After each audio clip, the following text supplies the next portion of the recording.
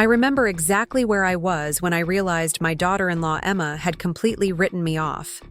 Standing in my garage workshop, safety goggles pushed up on my forehead, the smell of sawdust hanging in the air as I carefully aligned the circuit board for my latest prototype. My phone buzzed on the workbench, displaying a message that made my heart sink. Before we jump back in, tell us where you're tuning in from. And if this story touches you, make sure you're subscribed, because tomorrow I've saved something extra special for you. Mom, Emma, and I think it would be better if you didn't come to the housewarming party this weekend. Your suggestions about their smart home setup were kind of embarrassing last time. We're trying to make a good impression on Emma's colleagues. Hope you understand. 45 years of life experience, 20 years in technology, and a successful business reduced to embarrassing suggestions from an old-fashioned mother who apparently didn't understand the modern world. I set my soldering iron down carefully, my hands trembling slightly despite my best efforts to remain calm. I stared at the workbench in front of me, cluttered with microcontrollers, sensor arrays, and prototyping materials that most people half my age wouldn't recognize. The irony wasn't lost on me.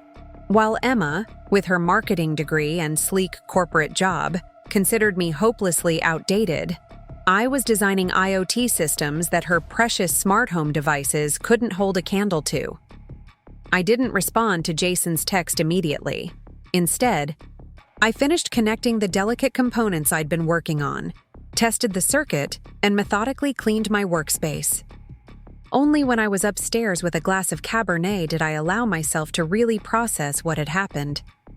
Jason had always been my pride and joy.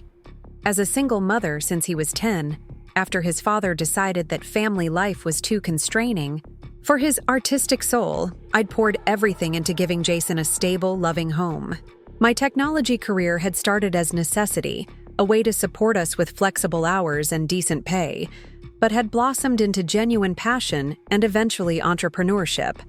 I'd founded Nexus Solutions when Jason was in high school, starting small with custom automation systems for local businesses. By the time he graduated college, we were developing proprietary IoT platforms that major manufacturers were beginning to notice. Now, 12 years later, my company had grown into something substantial, though I deliberately kept a low profile, preferring the hands-on development work to being the public face of the business. Jason had watched it all unfold, or so I thought. He'd seen me working late nights, troubleshooting code, and meeting with clients. But somewhere along the way, as he built his own life as an architect, my son had stopped seeing me as the tech innovator and started viewing me as just his slightly quirky mother who preferred command lines to touchscreens and still kept handwritten notes in composition books. Then came Emma. Beautiful, polished Emma with her designer clothes and picture-perfect social media presence. When Jason brought her home 2 years ago, I'd been genuinely happy for him. She was ambitious, articulate, and seemed to make my son happier than I'd ever seen him. But from the beginning, there had been a subtle dismissiveness in her attitude toward me. It started with small things. Her barely concealed surprise when I mentioned the cloud in conversation, her patient explanations of basic apps as if I might be confused by them, her gentle suggestions that I might want to update my wardrobe to something more current. I'd let it all slide, more amused than offended at first.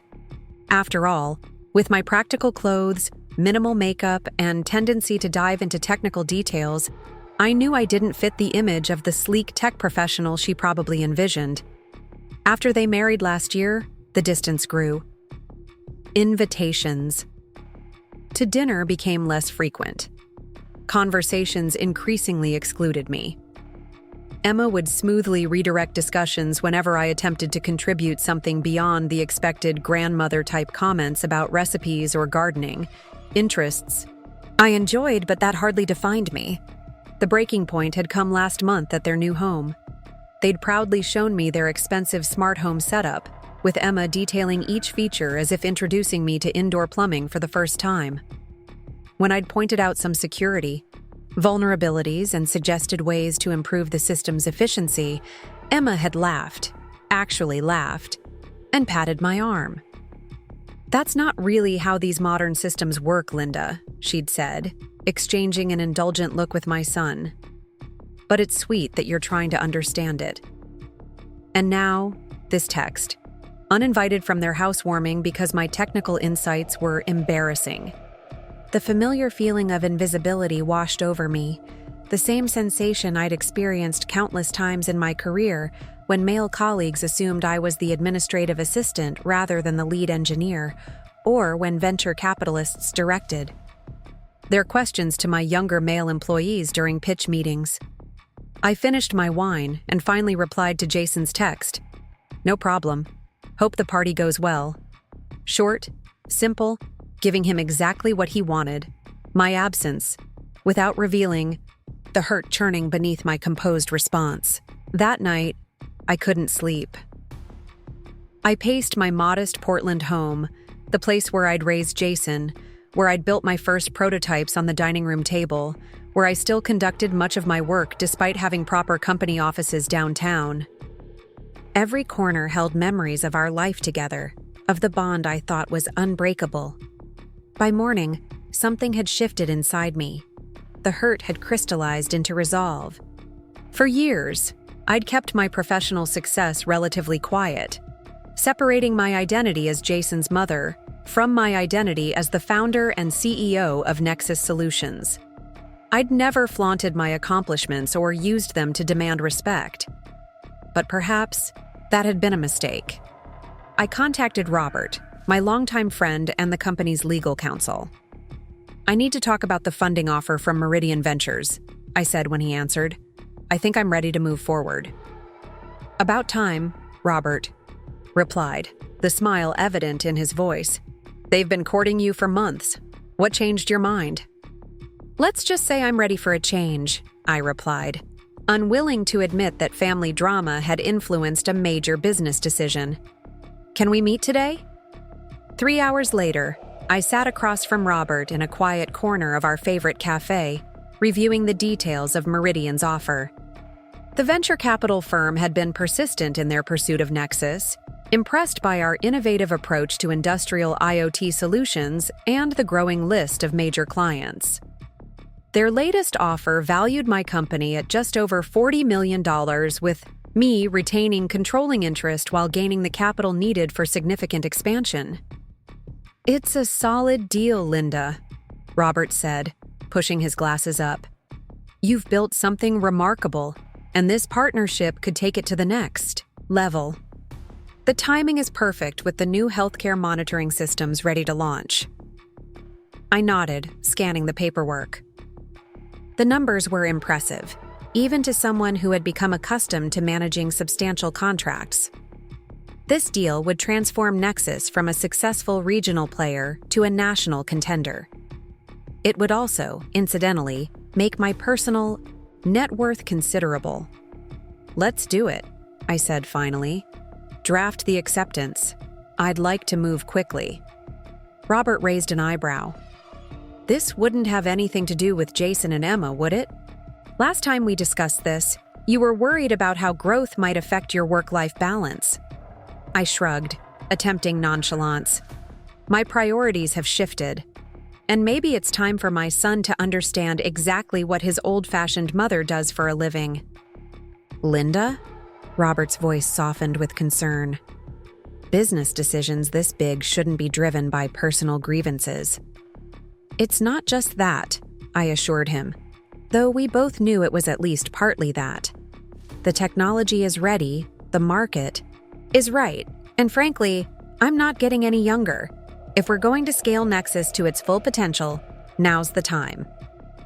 He didn't look entirely convinced, but nodded. "I'll have the paperwork ready by tomorrow. Just think carefully about how you want to handle the personal side of this. Money doesn't fix relationship problems." "Noted," I said, gathering my things. "But it certainly gets people's attention." Over the next 2 weeks, life continued its normal rhythm. Preparing and narrating this story took us a lot of time, so if you are enjoying it, subscribe to our channel. It means a lot to us. Now back to the story. I hadn't heard from Jason since the text, and I hadn't reached out either.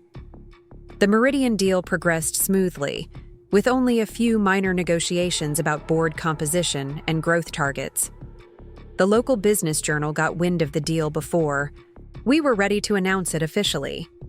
The reporter who called seemed genuinely excited, asking detailed questions about Nexus's technology and my journey as a female founder in the male-dominated tech space. When she requested a photo shoot at our offices, I almost declined out of habit. I'd always preferred to keep a low profile, but something stopped me. Actually, I heard myself saying, let's do it, the full feature. The morning the article was published, I bought a copy of the journal on my way to the office. There I was on the business section's front page, standing confidently in our lab surrounded by our latest prototypes, headline proclaiming, Portland tech pioneer secures $40 million investment. Nexus Solutions poised for national expansion. The article was comprehensive, detailing my background as an electrical engineer, the founding of Nexus during the early IoT boom, and our innovative approach to industrial applications. It mentioned my status as one of the few female CEOs in the sector and included quotes from industry analysts praising our technology's uniqueness. The reporter had even included the human interest angle of how I'd built the company while raising my son as a single mother. I was still reading when my phone rang. Jason's name flashed on the screen. Mom? His voice sounded strange. Is this real? This article about you and Nexus? Good morning to you too, I replied, keeping my tone neutral. Yes, it's real. We're finalizing the investment next week. But $40 million? And all this about you pioneering industrial IoT systems? Why didn't I know any of this? The genuine confusion in his voice took me aback. Had I really been so compartmentalized in how I presented myself to my own son? You've known I run Nexus, I said carefully. You've visited the office. You've met my team. Yeah, but I thought it was just a small consulting business or something. You never talked about developing proprietary technology or working with major manufacturers or any of this. I sighed, suddenly tired. Jason, I've been talking about my work for 20 years. At some point, you stopped listening, or maybe you never really started. Silence hung between us for a moment before he spoke again. Emma saw the article too. She's surprised. I imagine she is. I couldn't keep the edge from my voice. Finding out your embarrassingly old-fashioned mother-in-law is actually a technology pioneer must be quite a shock. Mom, he began, but I cut him off. I need to get to a meeting. We can talk about this another time. I hung up before he could respond, my hands shaking slightly with the adrenaline of finally pushing back. Throughout the day, my phone buzzed with notifications. LinkedIn connection requests from industry people who had previously overlooked me, congratulatory emails from clients and colleagues, messages from old friends who had seen the article, and 3 more missed calls from Jason, along with a text asking if we could meet for dinner. I waited until evening to respond, suggesting we meet at Laurel, an upscale restaurant downtown that I frequented for business dinners but had never taken Jason to. 7:30 tomorrow, I wrote. I'll make a reservation. The next evening, I arrived at the restaurant 15 minutes early, purposely choosing to be seated and settled before Jason arrived. I wore a sleek charcoal pantsuit that I reserved for important client meetings, my silver hair styled in its usual practical bob, but with the addition of statement earrings that Emma would probably approve of. The maitre d' greeted me by name and led me to my usual table by the window.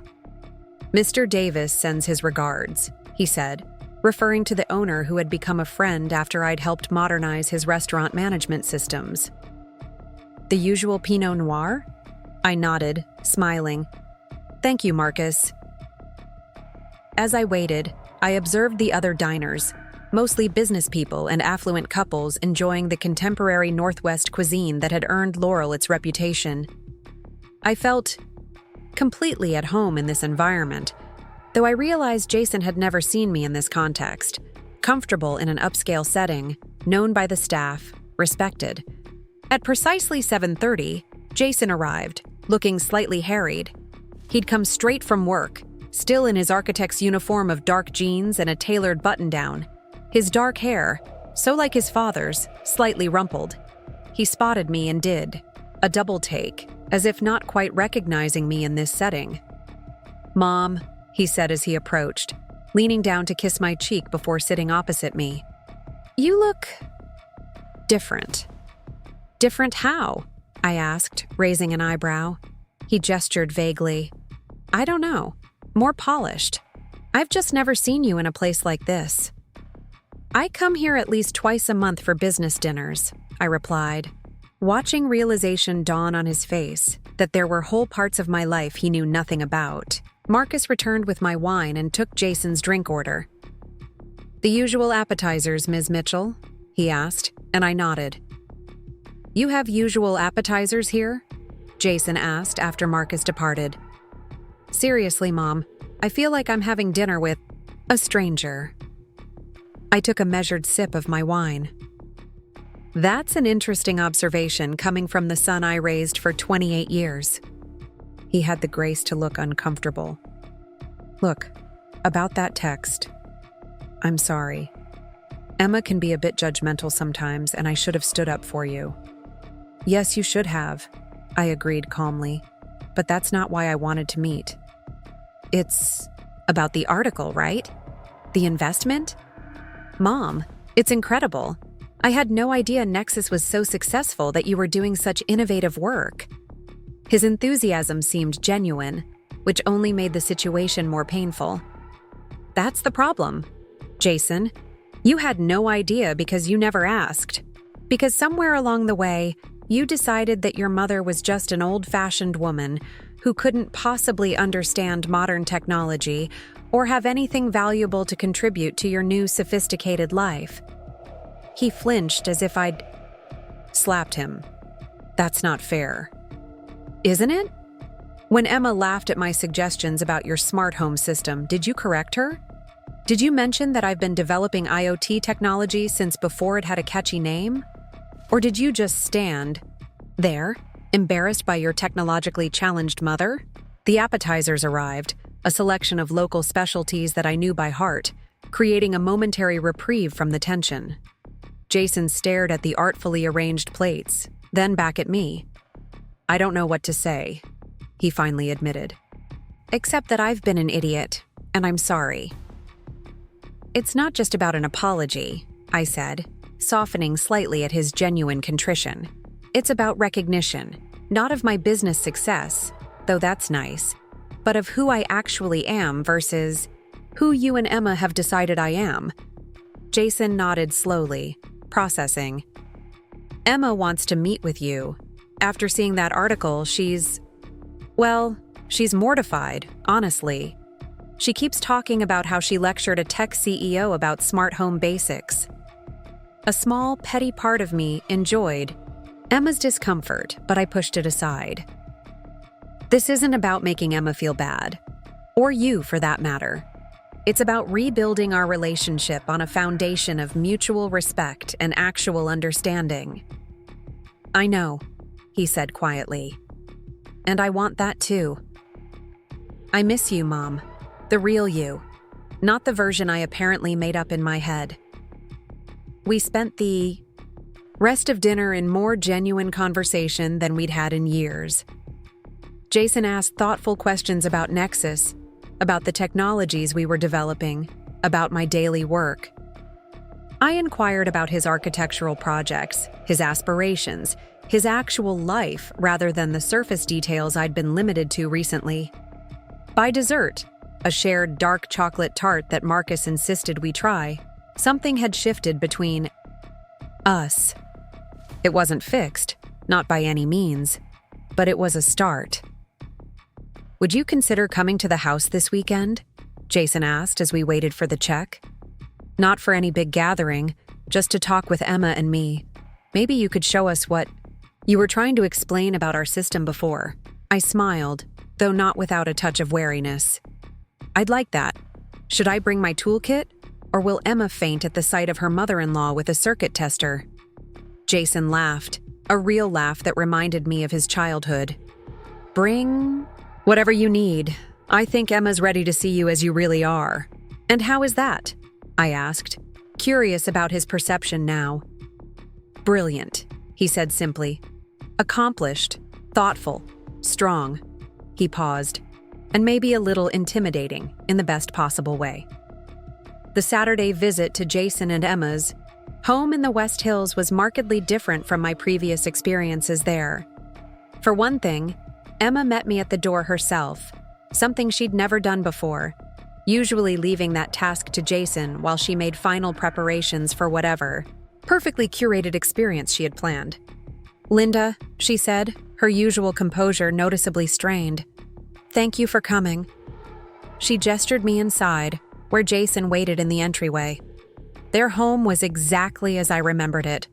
A beautifully restored mid-century with clean lines and carefully selected furnishings that balanced contemporary style with architectural integrity. It was impressive and reflected both Jason's design sensibility and Emma's eye for aesthetics. What felt different was the energy. Gone was the subtle condescension that had colored our previous interactions, replaced by a nervous tension that was almost palpable. "Would you like some coffee?" Emma offered, leading me to their open-concept kitchen. "I've just made a fresh press." "That would be lovely," I said, setting my bag, containing the tools and components I'd brought, on a kitchen stool. As Emma busied herself with mugs and cream, Jason caught my eye with a small, encouraging smile.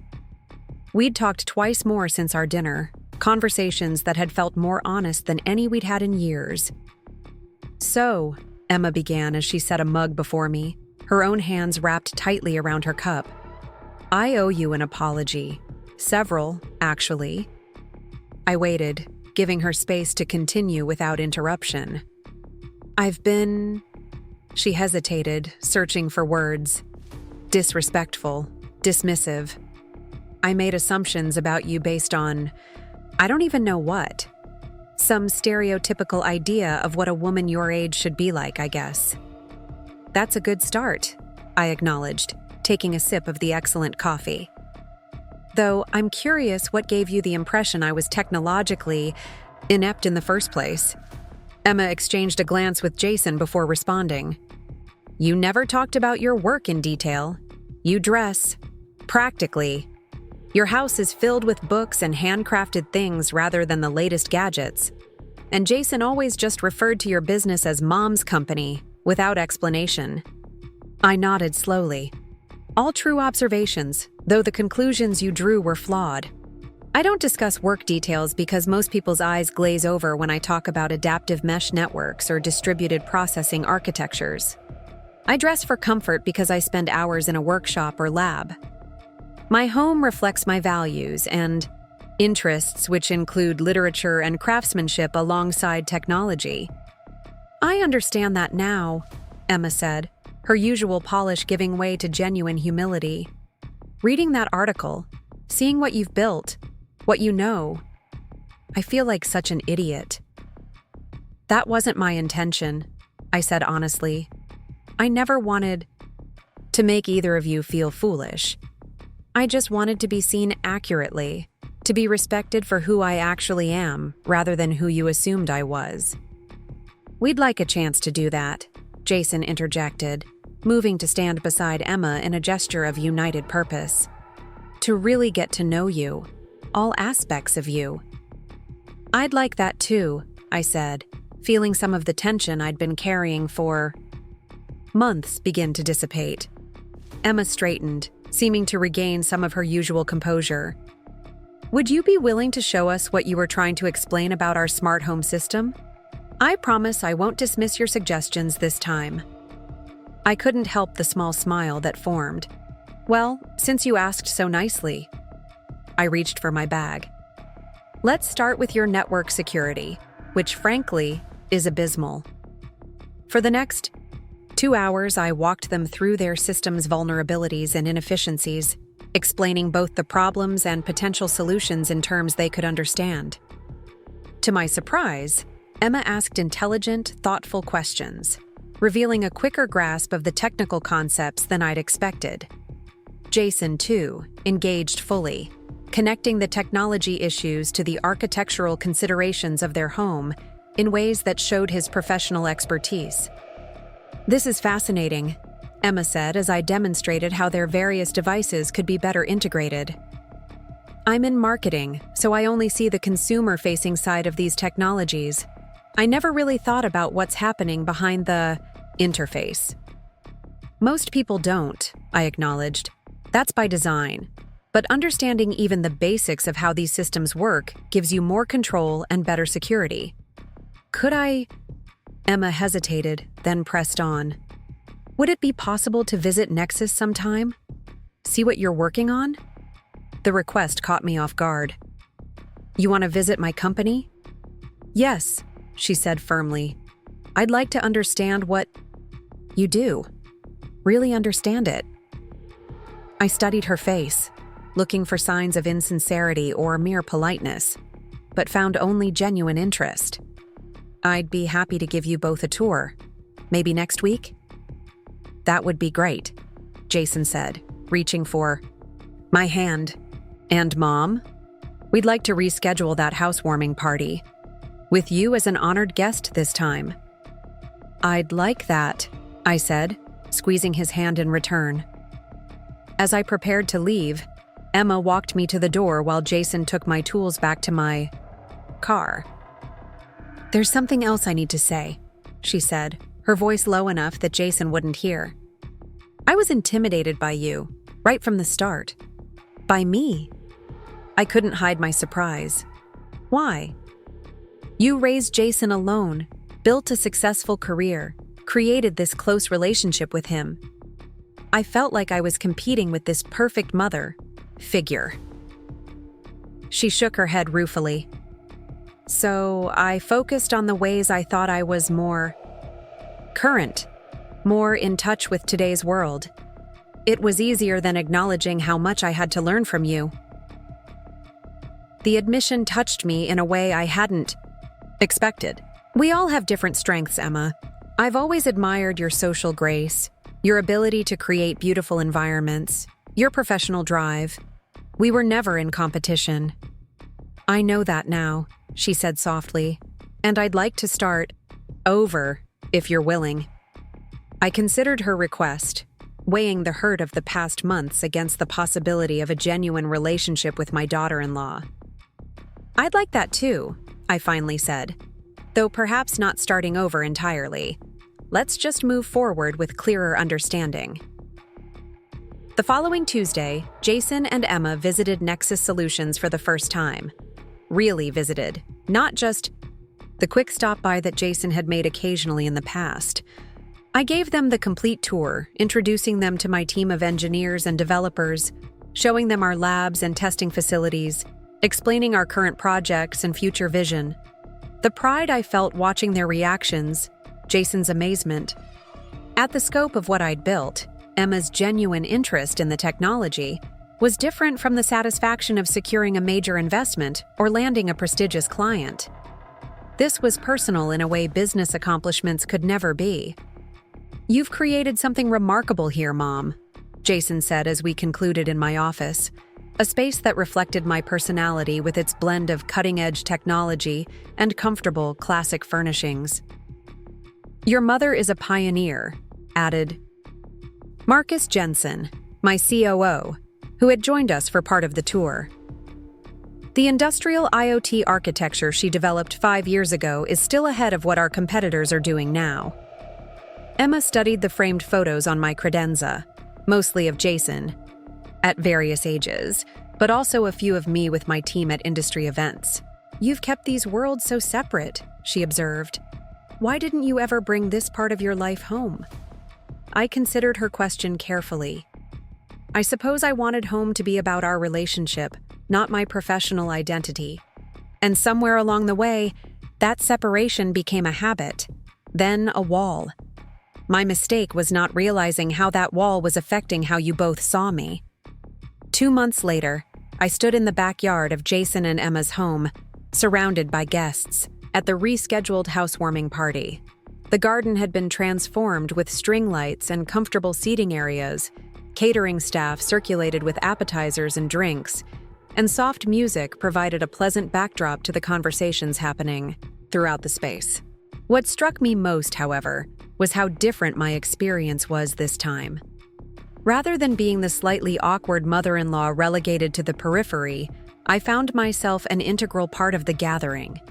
Jason had made a point of introducing me properly to their friends and colleagues, highlighting both my role in his life and my professional accomplishments with obvious pride.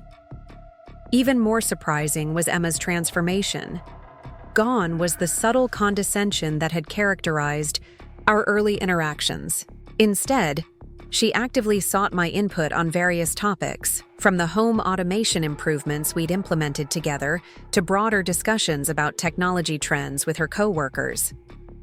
"Linda, would you mind sharing your thoughts on ethical data use with Stefan?" she asked, guiding me toward a conversation with her marketing director. "He's working on a campaign for a healthcare client, and your perspective would be valuable." Later, as the evening wound down and only a few close friends remained, Emma approached me with a small, wrapped package. "We wanted to give you something," she said, glancing at Jason, who nodded encouragingly. "To thank you for your patience with us and to mark a new chapter." Inside the package was a beautiful leather-bound journal, its cover embossed with the words, "Ideas and Innovations." "We noticed you still prefer handwritten notes for your initial concepts," Emma explained. "Jason remembered you always had composition books around when he was growing up. And we thought you deserved something a bit more special for your next world-changing idea," Jason added. I ran my fingers over the soft leather, touched by the thoughtfulness of the gift. They had seen me, really seen me. Both the practical engineer who preferred pen and paper for brainstorming and the innovative entrepreneur whose ideas were worthy of being preserved in something beautiful. "Thank you," I said simply, embracing them both. "It's perfect." As we stood together in the gentle evening light, I reflected on the journey of the past few months. The hurt of being dismissed had transformed into an opportunity for genuine understanding. My success in business had been the catalyst, but the real change had come from our willingness, all of us, to see beyond our assumptions and reconnect with authenticity. Jason was still my beloved son, Emma was still his ambitious, detail-oriented wife, and I was still the practical, innovation-focused mother and entrepreneur I had always been. But now those identities existed in harmony rather than conflict. Each of us appreciated for our true selves rather than the limited versions we had projected or perceived. The Meridian investment was proceeding as planned, bringing new growth, opportunities for Nexus solutions, and professional challenges that energized me daily. But the real treasure of these past months wasn't measured in the millions on a term sheet. It was in the renewed relationship with my son and the budding connection with my daughter-in-law, both now grounded in mutual respect and genuine understanding. As the last guests departed and we moved inside, Emma mentioned casually, "We've been thinking about converting the guest room into a more multi-purpose space. Maybe something that could function as an occasional workspace when you visit. Would you have thoughts on how to set that up?" The invitation was clear. Not just a physical space in their home, but a permanent place in their lives, inclusive of all aspects of who I was. "I might have a few ideas," I replied with a smile. "Let's talk about it over breakfast tomorrow." Looking at their eager expressions, I felt a deep sense of contentment. The technology I'd developed might be my professional legacy, but these relationships, now honest, respectful, and whole, were what truly mattered. In the end, being seen for who I really was had proven far more valuable than any company valuation could measure. That night, I couldn't sleep. My mind kept replaying Jason's dismissive text, each word cutting deeper with every mental recitation. I paced through my Portland Craftsman home, The same house where I'd raised him, where I'd stayed up countless nights working on prototypes while he slept upstairs. Every corner held memories that now seemed to mock me. The dining room table, where we'd shared meals and where I'd drafted my first business plan. The living room where he'd played with circuit boards I'd brought home, fascinated by the lights and sounds we created together. Around 3 a.m., I made tea and settled at my kitchen island, opening my laptop to distract myself with work. The dashboard for our newest healthcare monitoring system greeted me, a project that had taken 2 years of meticulous development and was nearly ready for its first major hospital implementation. The elegant, intuitive interface concealed thousands of hours of coding, testing, and refinement.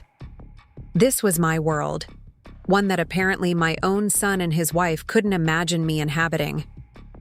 By sunrise, I'd made my decision. For too long, I'd kept my professional life separate from my personal identity, especially with Jason. It had started innocently enough, not wanting to bore him with technical details, not wanting work to overshadow our family time. But somewhere along the way, that separation had allowed a false perception to take root and grow unchallenged. I showered, dressed in my typical work attire of dark jeans, a simple blouse, and a well-worn leather jacket, then drove to Nexus Solutions headquarters in downtown Portland.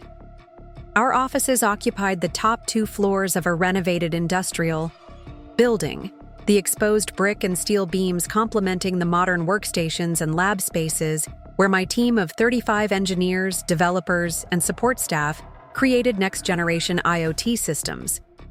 "Morning, Linda," called Sophia, our operations director, as I crossed the open workspace. "You're in early. Everything okay?" "Just couldn't sleep," I replied, forcing a smile. "How's the Westside Hospital implementation looking?" "On schedule.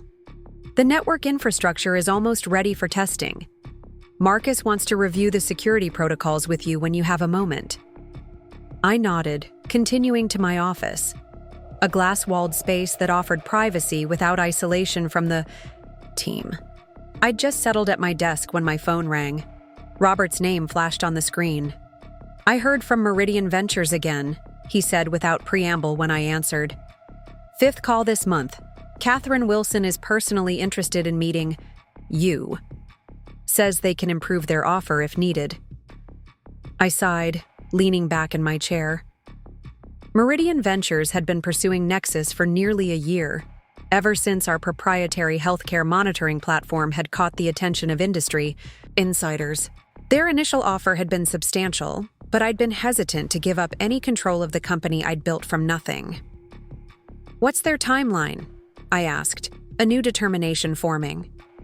"They're eager to move forward."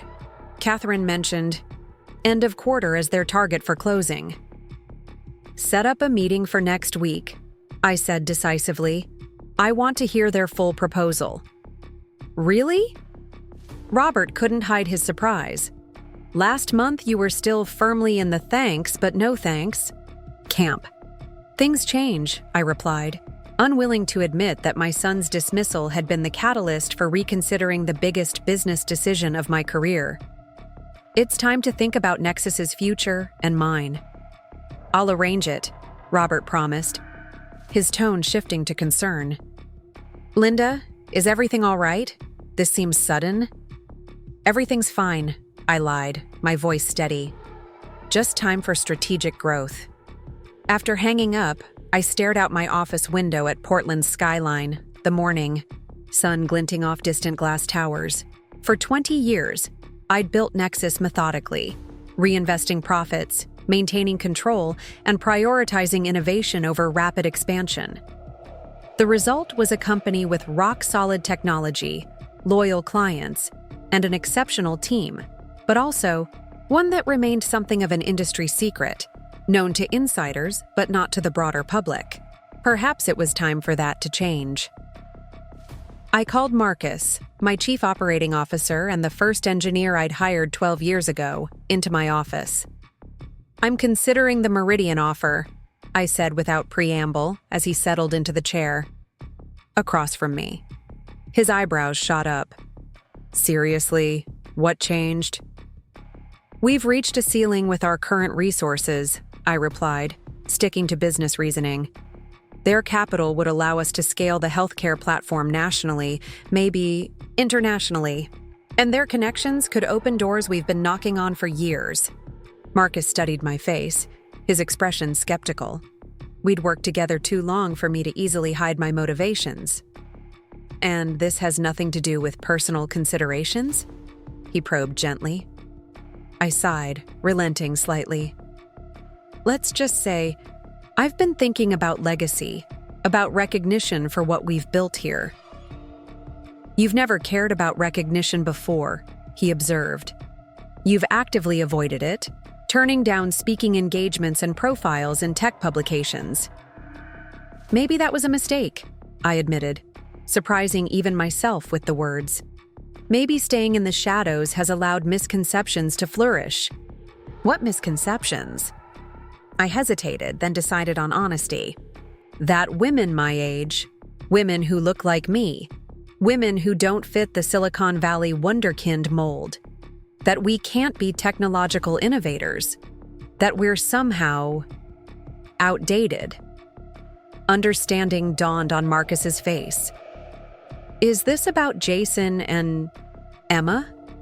I stiffened. This is about business strategy. Linda, he said gently, I was at your house for dinner last month. I saw how Emma spoke to you, how she explained her phone's features as if you might be confused by them. And I saw you not correct her, not mention that you literally design more sophisticated systems than she'll ever use. Heat rose to my face. It wasn't relevant to the conversation. It's relevant to how your family sees you, he countered. And that matters, even if you pretend it doesn't. I stood, moving to the window to hide my expression. Robert's setting up a meeting with Meridian for next week. I'd like you to prepare an overview of our technical roadmap and growth projections. Marcus recognized the conversation shift for what it was, a retreat to safer professional ground. I'll have it ready, he agreed, standing to leave. At the door, he paused.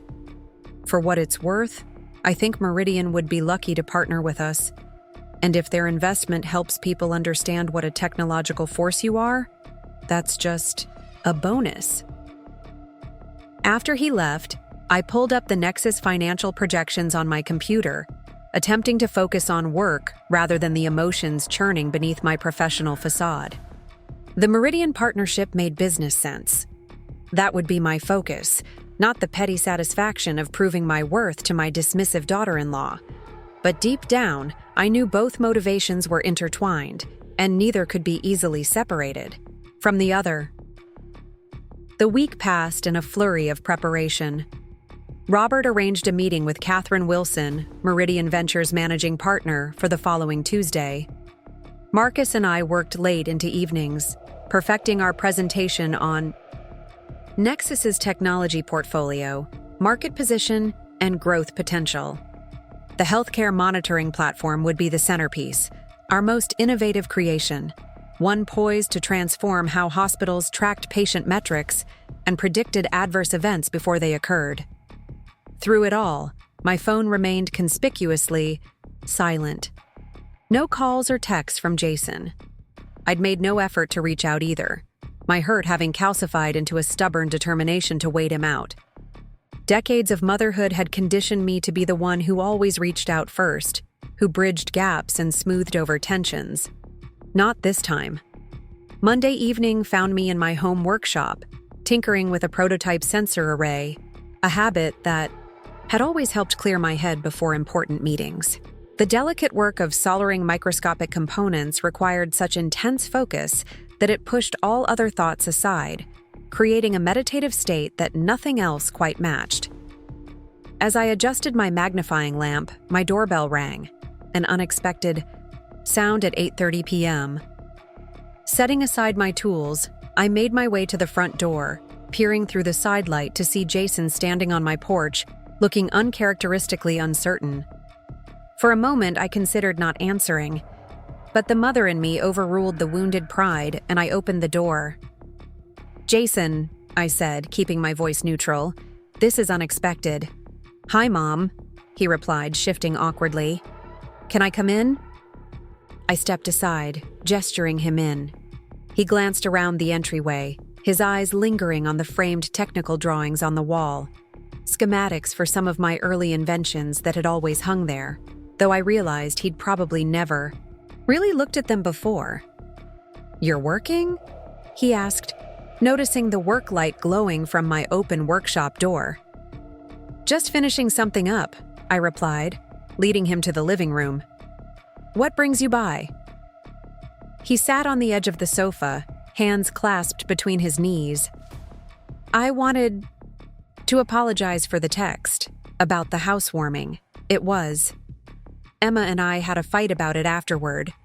She thought she was protecting me from embarrassment, but the way she went about it was wrong. And you agreed with her? I couldn't keep the edge from my voice. He looked up, startled by my directness. I didn't disagree strongly enough. She said you might make comments about their smart home systems that would make her colleagues think we were technologically backward. The irony was so sharp it almost made me laugh. And why would my comments give that impression? Because he trailed off, seeming to realize the absurdity even as he spoke. Because she thought you didn't understand modern technology. Based on what evidence? I pressed, unwilling to make this easy for him. Jason ran a hand through his hair, a gesture so reminiscent of his teenage years that it momentarily softened my resolve. I don't know, Mom. You've never talked much about your work. You still use that ancient flip phone sometimes. Your house doesn't have all the latest gadgets, Emma just assumed. And you let her, I finished for him. You allowed your wife to make assumptions about my technological competence without correction. Yes, he admitted, looking genuinely remorseful. I did. And I'm sorry. I studied my son's face, the face I knew better than my own, now etched with adult concerns I hadn't been privy to. When had we started keeping so much from each other? When had our relationship become so superficial? Do you know what I do? At Nexus, Jason? Really do? He hesitated. You design systems for businesses? Computer networks and stuff? The vagueness of his understanding was telling. For all the years I'd spent building my company, my own son had only the haziest grasp of my professional life. Come with me, I said, standing and moving toward my workshop.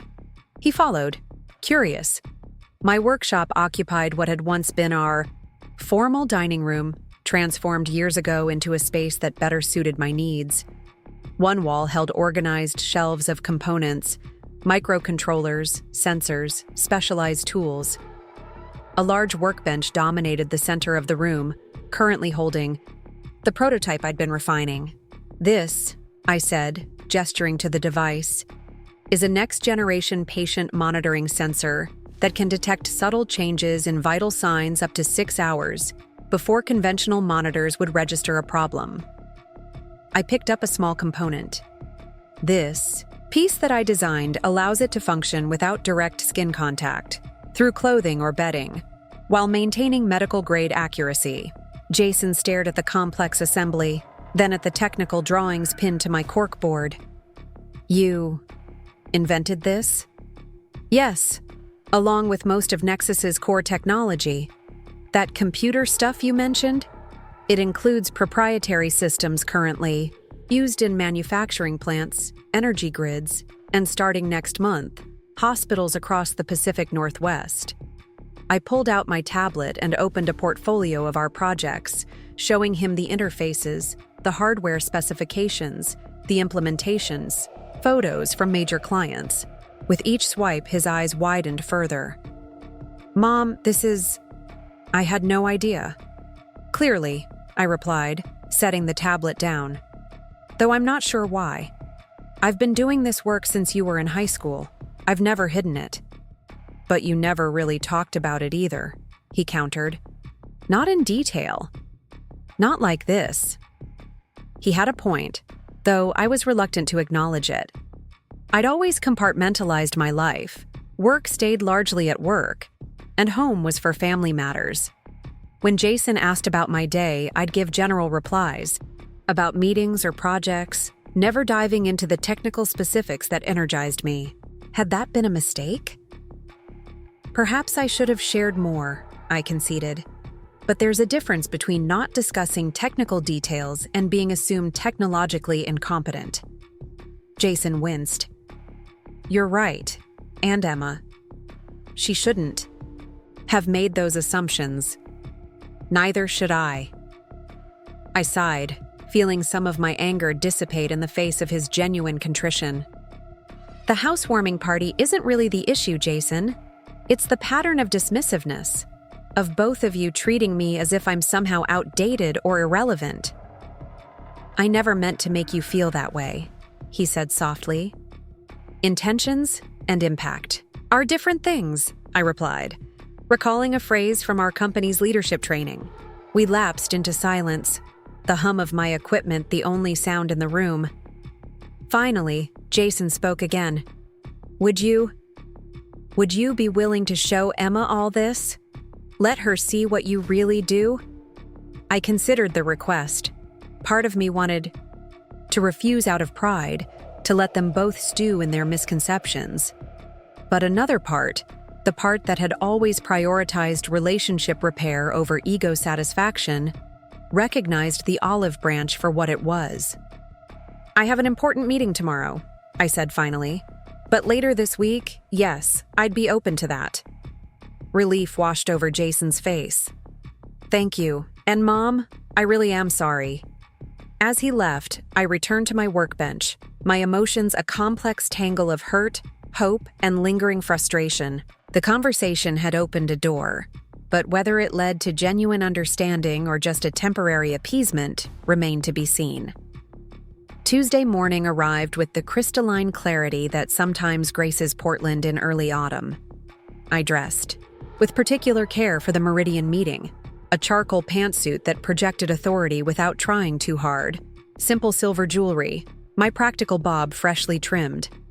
Nothing flashy, nothing that screamed trying to impress, but professional down to the last detail. Robert met me at Nexus 30 minutes before Catherine Wilson was due to arrive. You look ready for battle, he observed as we reviewed our presentation one final time. Not battle, I corrected. Strategic negotiation. He smiled knowingly. Same thing in your book. His expression turned serious. Linda, I've known you for 15 years. You've never been motivated by money or prestige.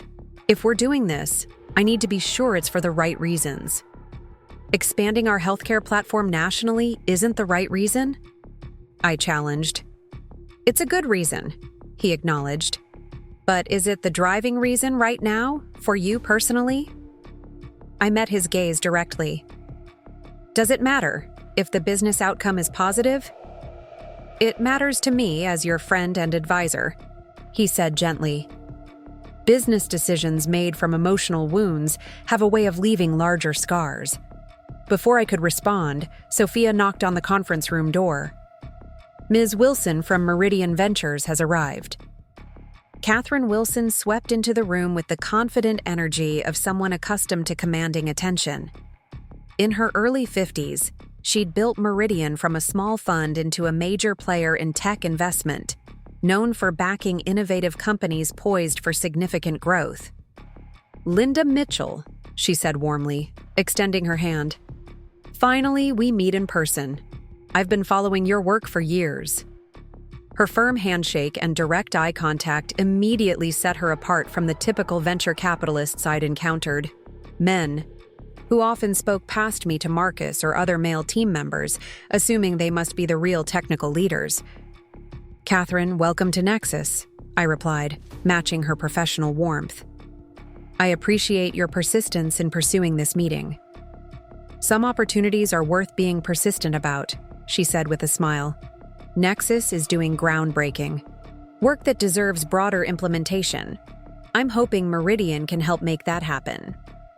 For the next 2 hours, we presented Nexus's technology portfolio, market position, and growth strategy.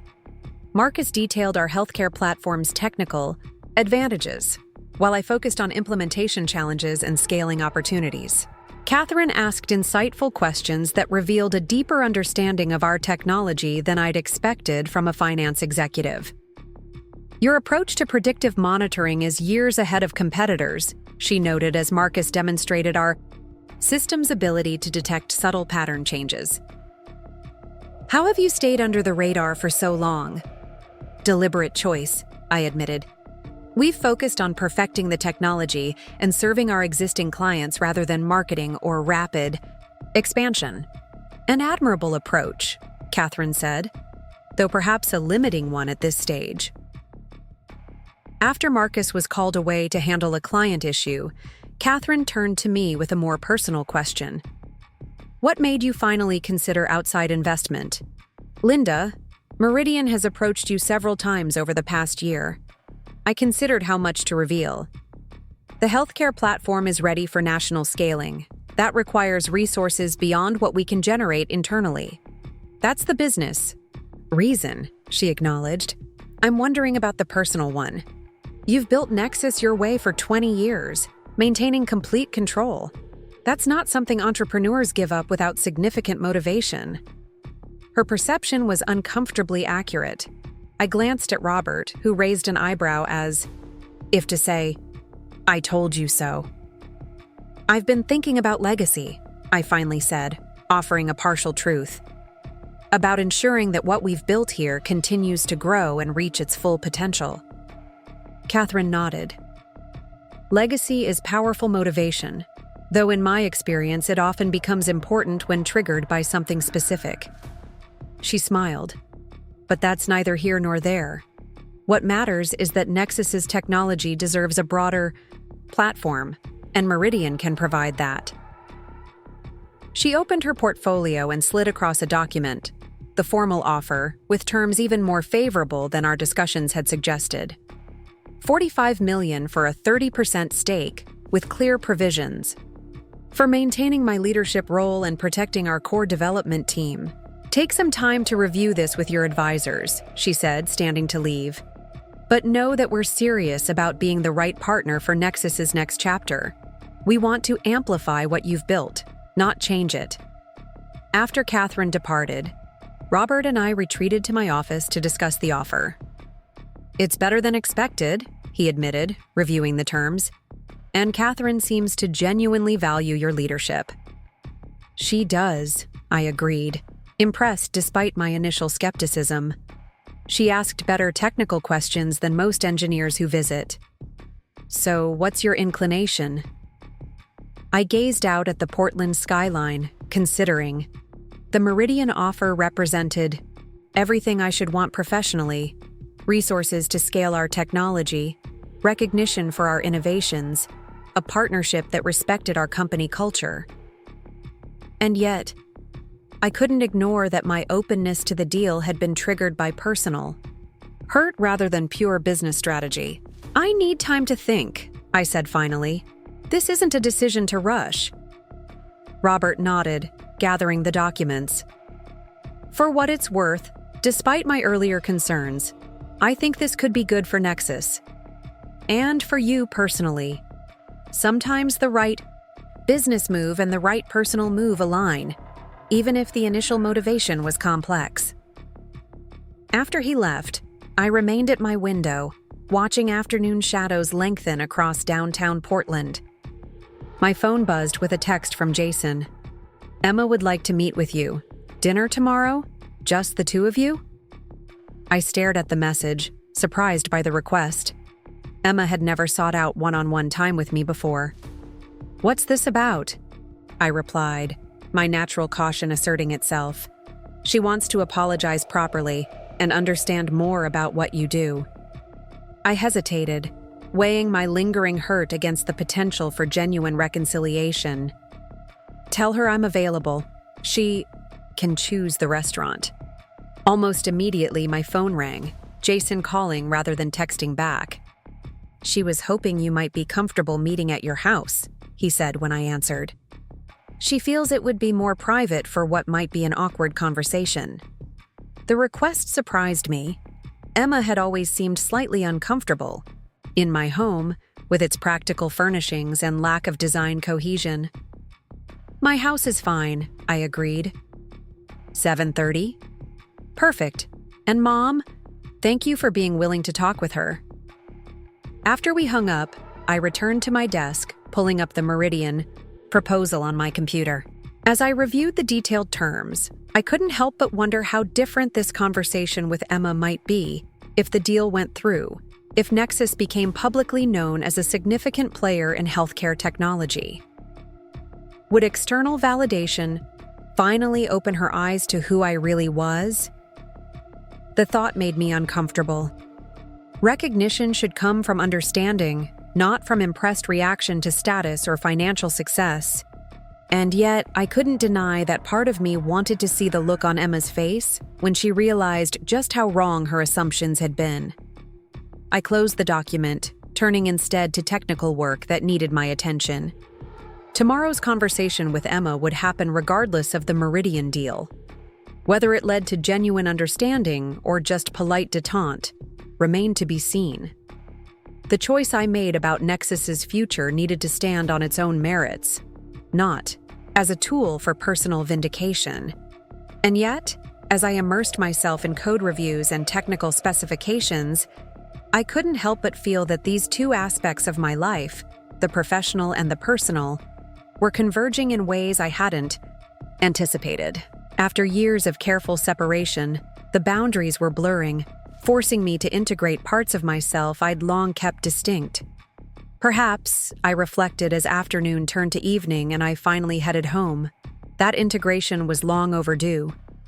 At precisely 7:30 the following evening, my doorbell rang. I took a steadying breath before answering, unexpectedly nervous about this one-on-one meeting with Emma. I'd spent decades negotiating with tough executives and presenting to skeptical investors. Yet somehow this conversation with my daughter-in-law felt more challenging than any business meeting. Emma stood on my porch, impeccably dressed as always in tailored slacks and a silk blouse, her blonde hair swept into a sleek updo. What surprised me was the uncharacteristic tension in her posture and the slight uncertainty in her smile. "Linda, thank you for agreeing to meet with me," she said, extending a bottle of wine. "I brought a Cabernet. Jason mentioned you prefer reds." "Thank you. Please come in," I replied, accepting the bottle and stepping aside to let her enter. Emma followed me to the kitchen, where I'd prepared a simple dinner: roasted salmon, quinoa salad, and fresh vegetables. Nothing elaborate, but thoughtfully made. I'd briefly considered ordering in, presenting myself as too busy with important work to cook, but had dismissed the impulse as petty. "Can I help with anything?" Emma offered, hovering somewhat awkwardly as I plated the food.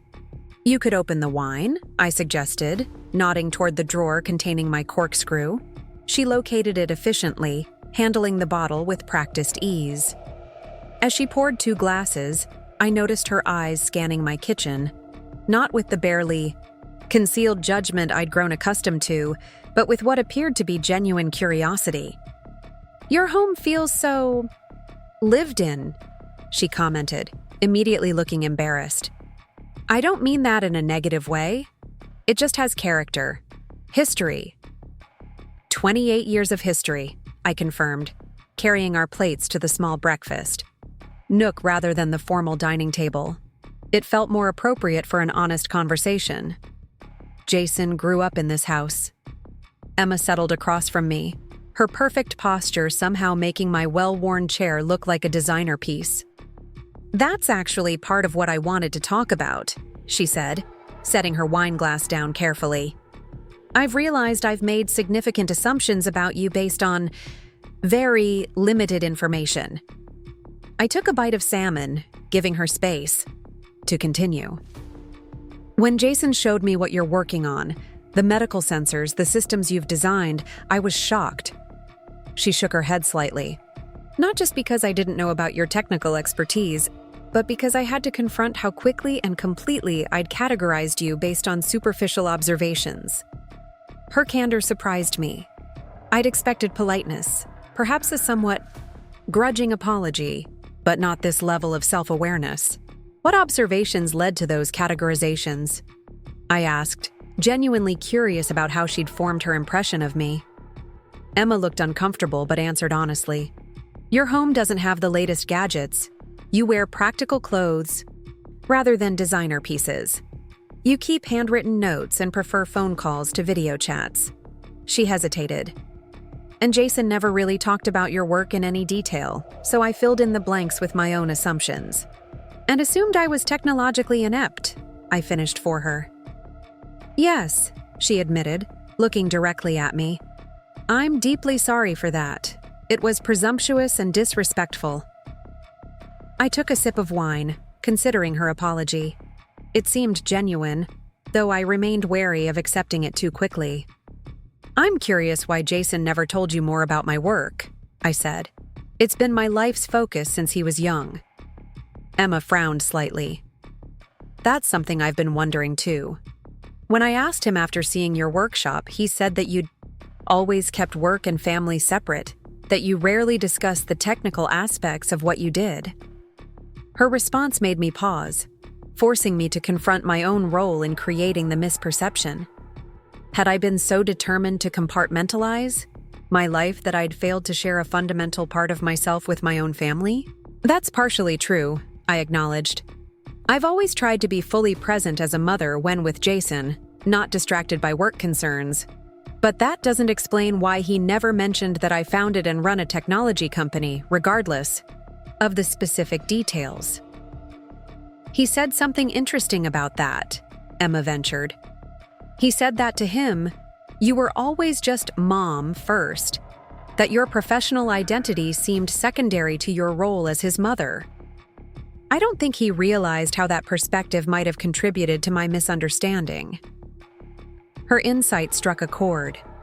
In my determination to be a present, devoted mother, had I inadvertently diminished other aspects of my identity in my son's eyes?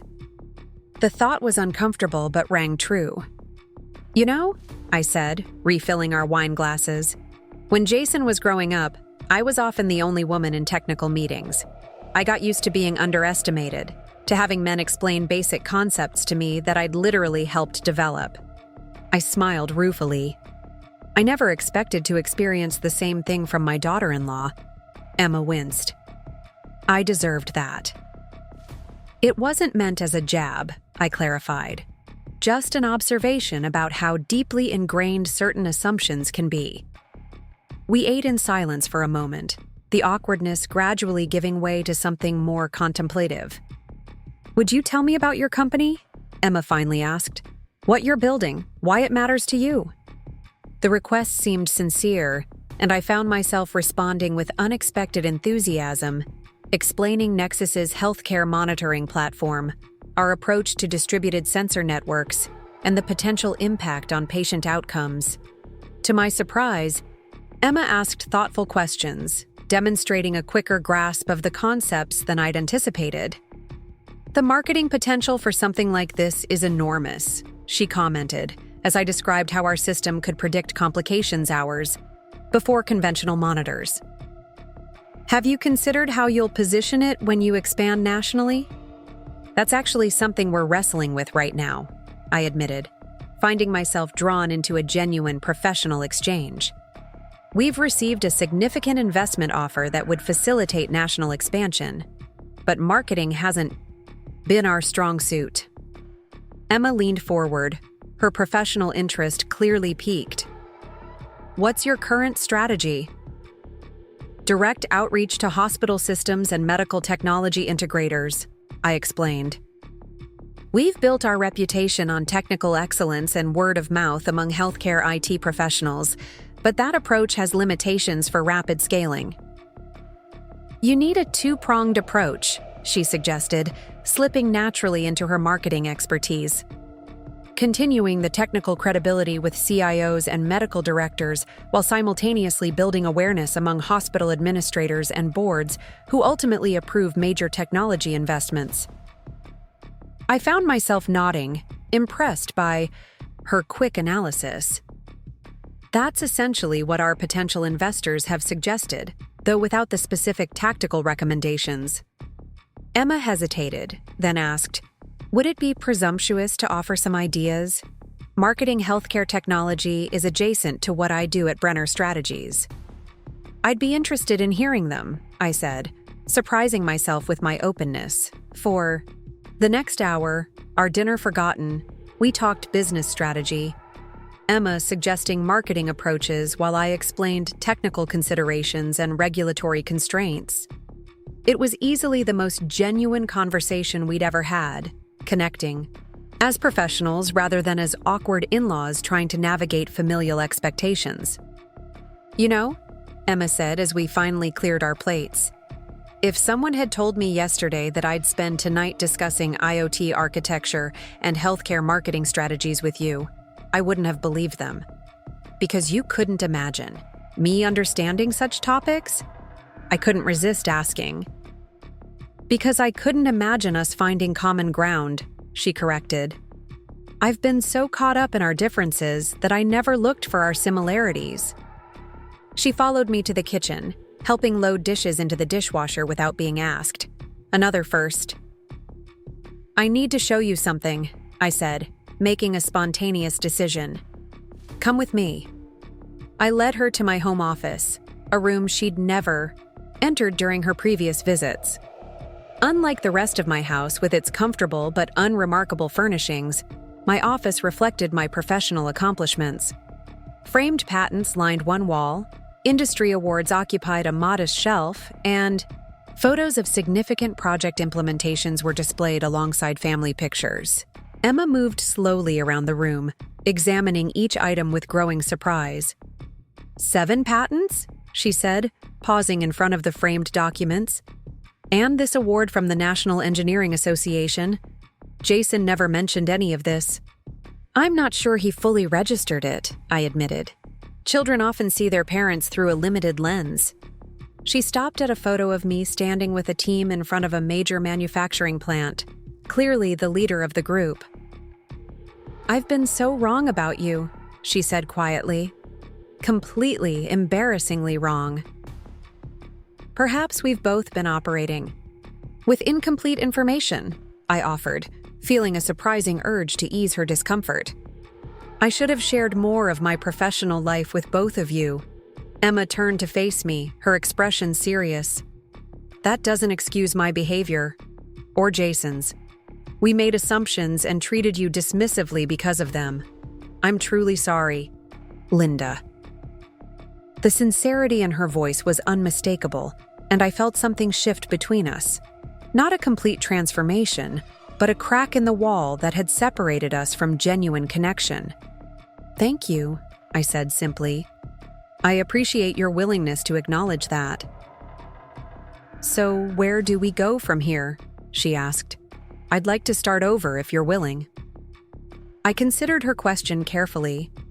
The hurt hadn't disappeared, but it had been acknowledged, which felt like an important first step. "I'm not sure we can or should start over entirely," I replied, "but moving forward with better understanding seems reasonable." Emma nodded, accepting this measured response. "Would you be open to rescheduling your visit to our home? Perhaps you could help us properly secure that smart home system you were concerned about." The invitation seemed genuine, not merely a gesture of appeasement, but a specific acknowledgement of my expertise. "I'd be happy to," I agreed. "And perhaps you might be interested in visiting Nexus sometime, seeing what we're building firsthand." "I'd like that very much," she said, with what appeared to be genuine enthusiasm. As Emma prepared to leave an hour later, she paused at the door. "There's something else I wanted to mention.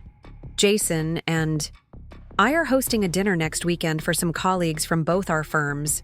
We'd be honored if you would join us." The invitation caught me off guard. "Are you sure? Last I heard, my suggestions were potentially embarrassing." Emma flushed. "I deserved that. But yes, I'm sure. In fact," she hesitated, then continued, "several of the guests are from Brenner's healthcare division. They would probably be fascinated by your insights on medical technology trends." I studied her face, looking for signs of insincerity or calculation, but found only what appeared to be honest interest. "In that case, I'd be happy to attend," I said. After Emma left, I sat in my living room, processing our conversation. What had begun as an awkward apology had evolved into something I hadn't anticipated, a glimpse of a potentially genuine relationship built on mutual respect rather than obligatory family connection. Whether this represented a lasting change or merely a temporary adjustment remained to be seen, but it felt like a significant shift nonetheless. The following morning, I arrived at Nexus earlier than usual, energized by a sense of possibility I hadn't felt in months. The conversation with Emma had clarified something important. I needed to stop compartmentalizing my life so rigidly, to integrate my professional identity more fully with my personal relationships. Marcus noticed the change immediately when he stopped by my office. "You seem different today," he observed. "More. I don't know. Present somehow."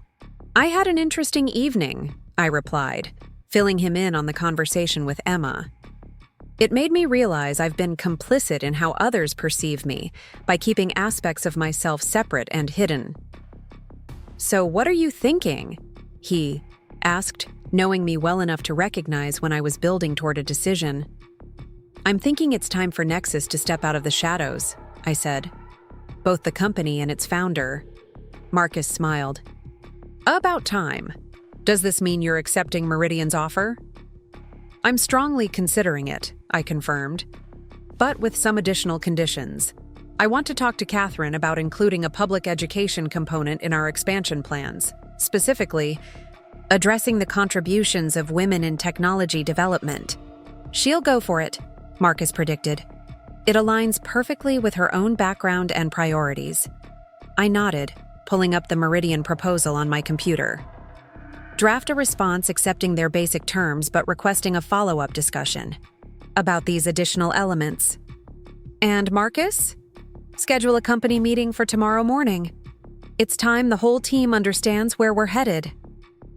The rest of the day passed in a flurry of activity, reviewing contracts, finalizing the hospital implementation plan, and preparing my thoughts for the team announcement. Around 3 p.m., my phone rang with Jason's number. "Mom?" he said when I answered, his voice warm. "Emma told me about your conversation last night. Thank you for giving her that chance." "She surprised me," I admitted. "In a good way." "Me too, honestly," he said with a small laugh. "She came home full of ideas about healthcare technology marketing and how your company could position itself for growth. I've never seen her so excited about a business connection before."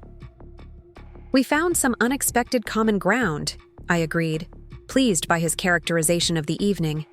"She also pointed out, quite forcefully, how I've contributed to the misperceptions about you," he continued, his tone growing more serious.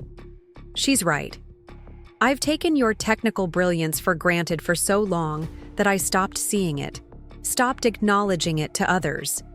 I'm sorry for that, Mom." His apology touched me more deeply than I'd anticipated. "Thank you, Jason. That means a lot." "So, you'll come to dinner next Saturday? Emma's already telling people about her brilliant mother-in-law who's revolutionizing healthcare monitoring." The description made me smile despite myself. Quite a change from embarrassingly old-fashioned, isn't it?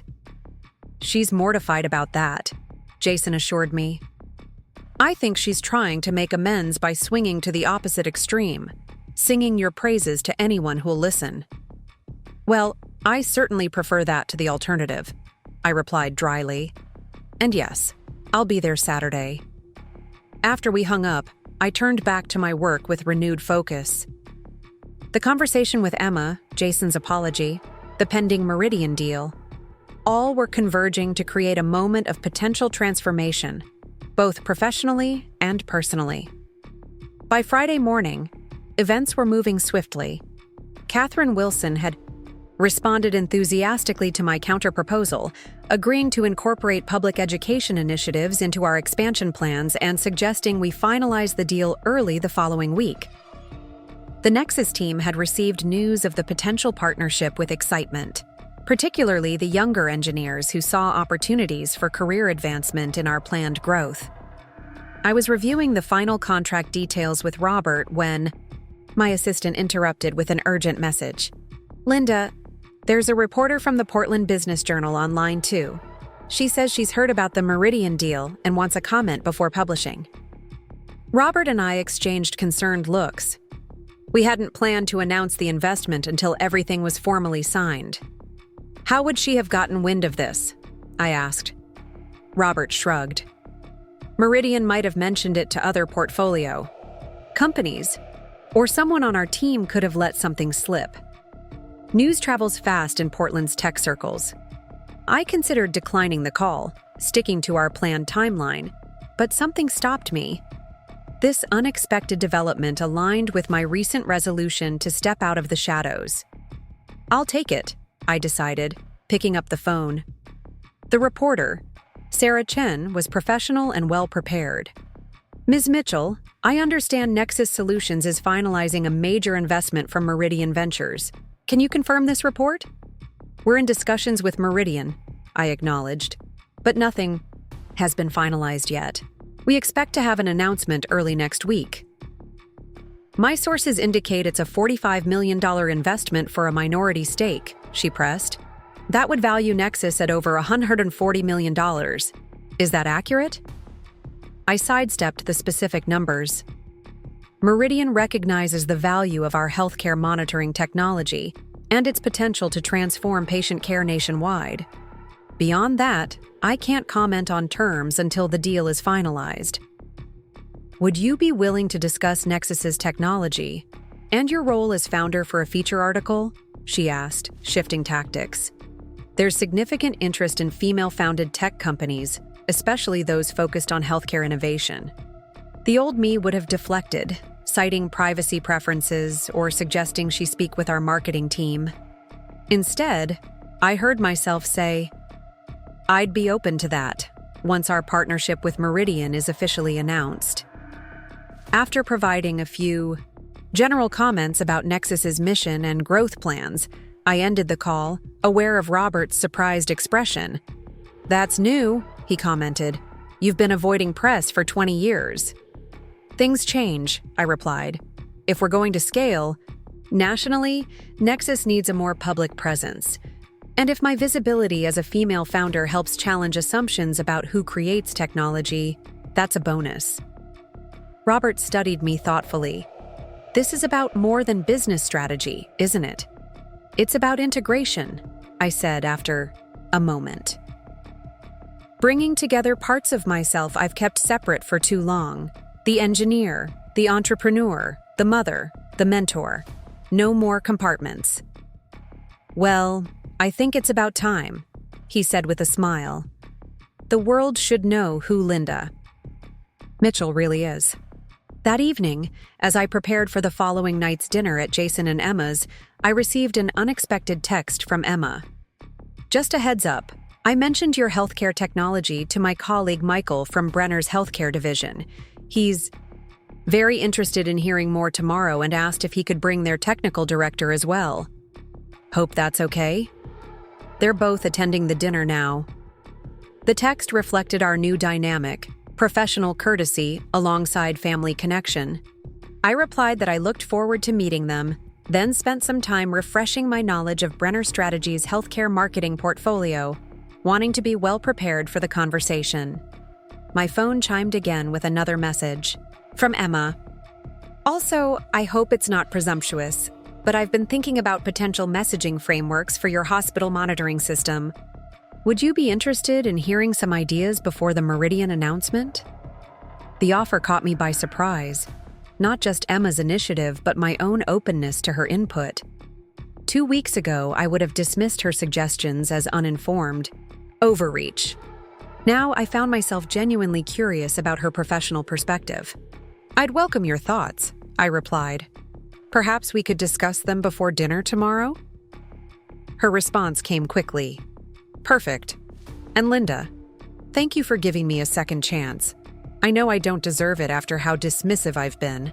I considered her message, reflecting on how quickly our relationship had evolved from mutual misperception to tentative professional respect.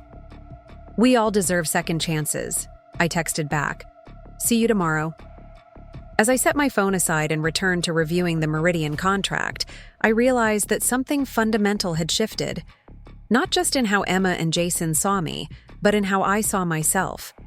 For years, I'd maintained rigid boundaries between different aspects of my identity, as if being recognized as a technical innovator might somehow diminish my role as a mother, or vice versa. Now those boundaries were dissolving, allowing for a more integrated sense of self, one where my technical expertise, business acumen, and family relationships weren't separate facets, but interconnected elements of a whole person. Whether this integration had been triggered by hurt and vindication or by genuine self-reflection hardly seemed to matter anymore. What mattered was moving forward with authenticity, allowing myself to be fully seen by those closest to me, and perhaps in the process, helping challenge broader assumptions about women in technology. The Portland Business Journal article would publish Monday, coinciding with the official Meridian announcement. By this time next week, my company and I would step definitively out of the shadows and into a more public role in the technology landscape. The thought was both exhilarating and slightly terrifying, much like the prospect of attending tomorrow's dinner, not just as Jason's mother, but as a recognized technology expert engaging with Emma's colleagues as a professional equal. As I closed my laptop and prepared for bed, I found myself looking forward to this new chapter with a sense of anticipation I hadn't felt in years. The path ahead wasn't entirely clear, but for the first time in a long while, it felt like I was moving forward as my complete self. No more compartments, no more hiding in plain sight. It had taken a painful text message and the subsequent confrontation with long-held misperceptions to trigger this change. But perhaps that's how transformation often begins. Not with careful planning, but with unexpected disruption that forces us to see ourselves and our relationships with fresh eyes.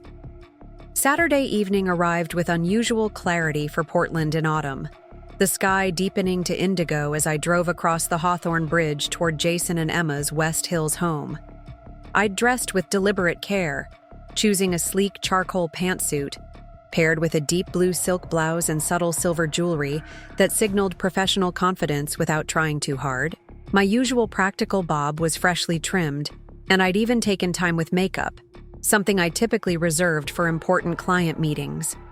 As I navigated the winding streets of their upscale neighborhood, I found myself rehearsing technical talking points about Nexus's healthcare platform.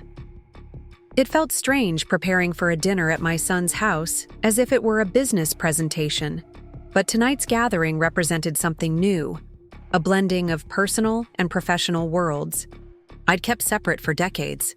Emma had texted earlier confirming she'd like to discuss marketing ideas before the other guests arrived, so I'd timed my arrival accordingly.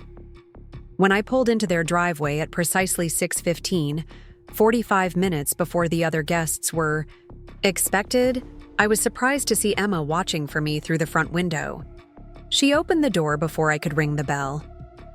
"Linda, thank you for coming early," she greeted me, her typical polished appearance slightly undone by what appeared to be genuine nervous energy. She was dressed impeccably as always in a tailored dress that probably cost more than my entire outfit, but her expression lacked its usual composed confidence. "I brought wine," I offered, handing her the carefully selected bottle of Oregon Pinot Noir as I stepped inside. "And I'm interested in hearing your thoughts on messaging for the healthcare platform."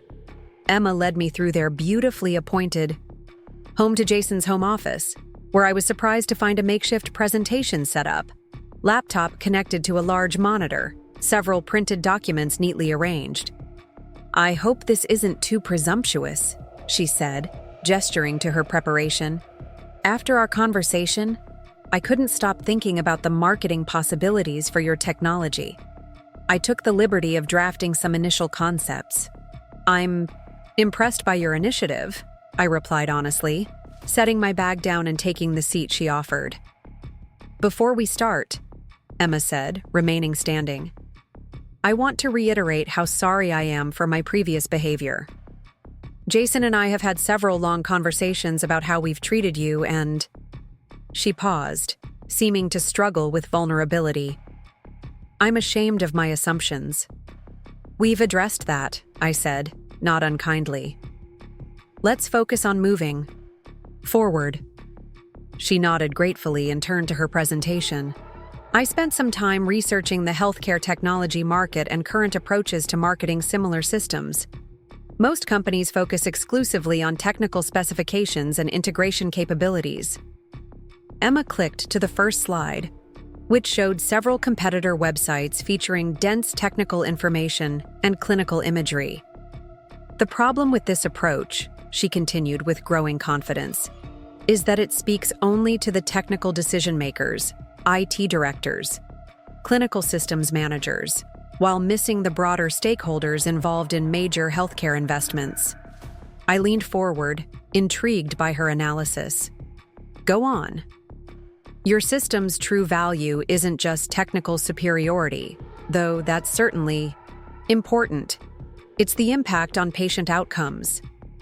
She clicked to the next slide, which reframed our technology's benefits in terms of lives improved and medical complications prevented.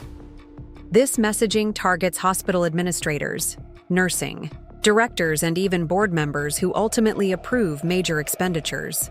For 20 minutes, Emma walked me through a comprehensive marketing framework that balanced technical credibility with emotional resonance, preserving Nexus's reputation for engineering excellence while emphasizing the human impact of our innovations.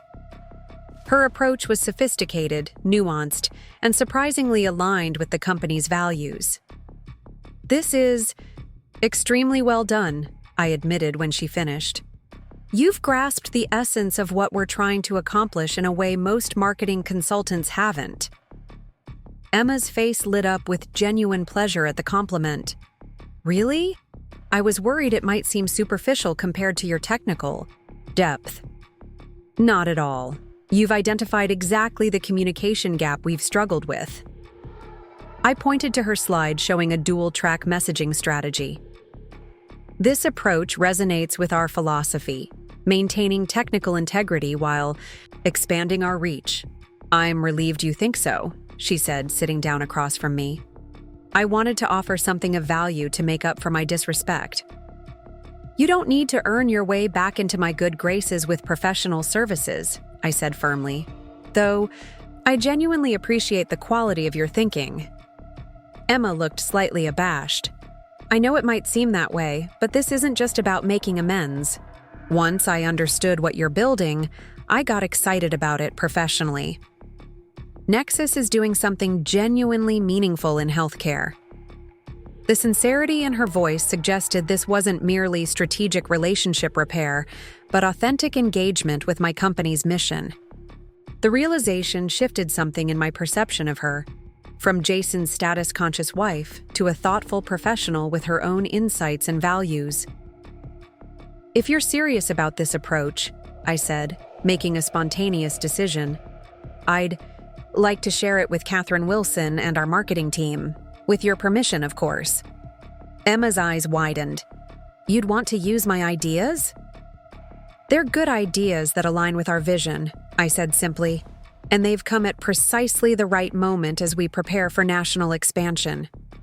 I'd be honored, she replied, a hint of color rising in her cheeks, and honestly, thrilled to contribute to something with such potential impact. A knock on the door interrupted us as Jason appeared, looking handsome in a charcoal suit. Sorry to interrupt, he said, but I wanted to say hello to Mom before the guests arrive. He crossed the room to kiss my cheek. You look fantastic. Thank you, I replied, noting the genuine warmth in his greeting. Emma was just sharing some impressive marketing insights for Nexus. She's been working on it for days, Jason said with evident pride. Barely slept last night putting the finishing touches on that presentation. The revelation that Emma had devoted so much effort to understanding and supporting my company's mission touched me unexpectedly. This wasn't a cursory gesture, but a substantial investment of her professional expertise. It shows, I said, meeting Emma's eyes with new appreciation. And it's genuinely valuable. The doorbell chimed, announcing the first guest's arrival. Emma quickly saved her presentation and emailed it to me before we moved to the living room to greet the arriving dinner attendees. What followed was one of the most unusual evenings of my life, a sophisticated dinner party where I occupied a dual role as Jason's mother and as a technology expert engaged in substantive conversation with Emma's colleagues. Michael Chen, the healthcare division director at Brenner Strategies, was particularly interested in Nexus's monitoring system, asking questions that revealed a solid understanding of both clinical needs and technical constraints. The predictive capabilities you're describing could transform critical care, he noted as we discussed the system over appetizers. What's been the biggest challenge in implementation? Getting the machine learning models properly trained on diverse patient populations, I explained, falling naturally into the technical discussion. We needed data sets reflecting different demographic groups to ensure the predictive algorithms work equally well across populations. That's a crucial consideration, agreed Dr. Eliza Ward, a clinician-turned-technical director who had accompanied Michael. Too many healthcare algorithms show bias because they were trained on homogeneous data. The conversation flowed seamlessly between technical details and broader healthcare implications, with Emma occasionally adding insights about market positioning and communication strategy. Jason moved comfortably between different conversation groups, but I noticed him watching me with an expression I couldn't quite decipher, something between pride and surprise, as if seeing me in a new light. During a brief moment alone as we moved from appetizers to the main course, he leaned close. "You're the star of the evening, Mom. Michael can't stop talking about your predictive monitoring approach."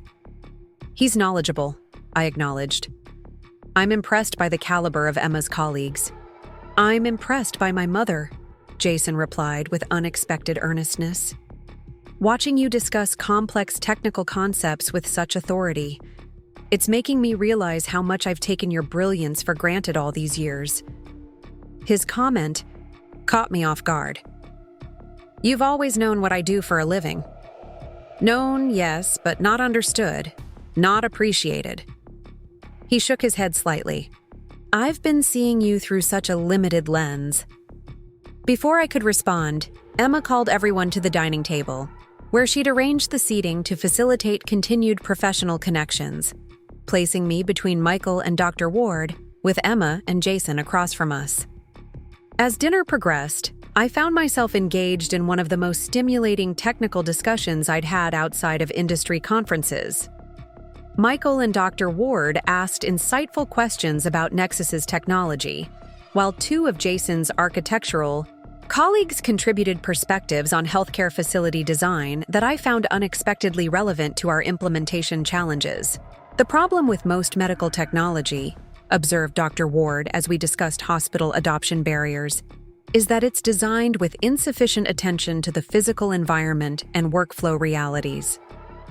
That's precisely why we've incorporated adaptive interfaces," I explained. "The system can reconfigure based on the specific clinical setting and staff movement patterns." "That's brilliant," Michael interjected. "Most companies force clinical staff to adapt to their technology rather than the other way around." Throughout the evening, I noticed Emma watching these exchanges with evident satisfaction, occasionally catching my eye with small smiles of encouragement. She was witnessing her professional colleagues engage with me as a respected expert, a stark contrast to how she herself had viewed me just weeks earlier. After dinner, as guests gathered in small groups with coffee and dessert, Emma approached, with Michael. "Linda, Michael has a proposition he'd like to discuss with you," she said, her professional demeanor barely concealing her excitement. Michael nodded. "Emma mentioned your company is preparing for national expansion with Meridian Ventures." "News travels fast," I commented, surprised that he knew about the still unannounced deal. "In Portland's business community? Lightning fast?" he acknowledged with a smile. Brenner Strategies has been looking to partner with an innovative healthcare technology firm for an integrated marketing and implementation initiative. After hearing about your platform tonight, I believe Nexus could be the perfect fit.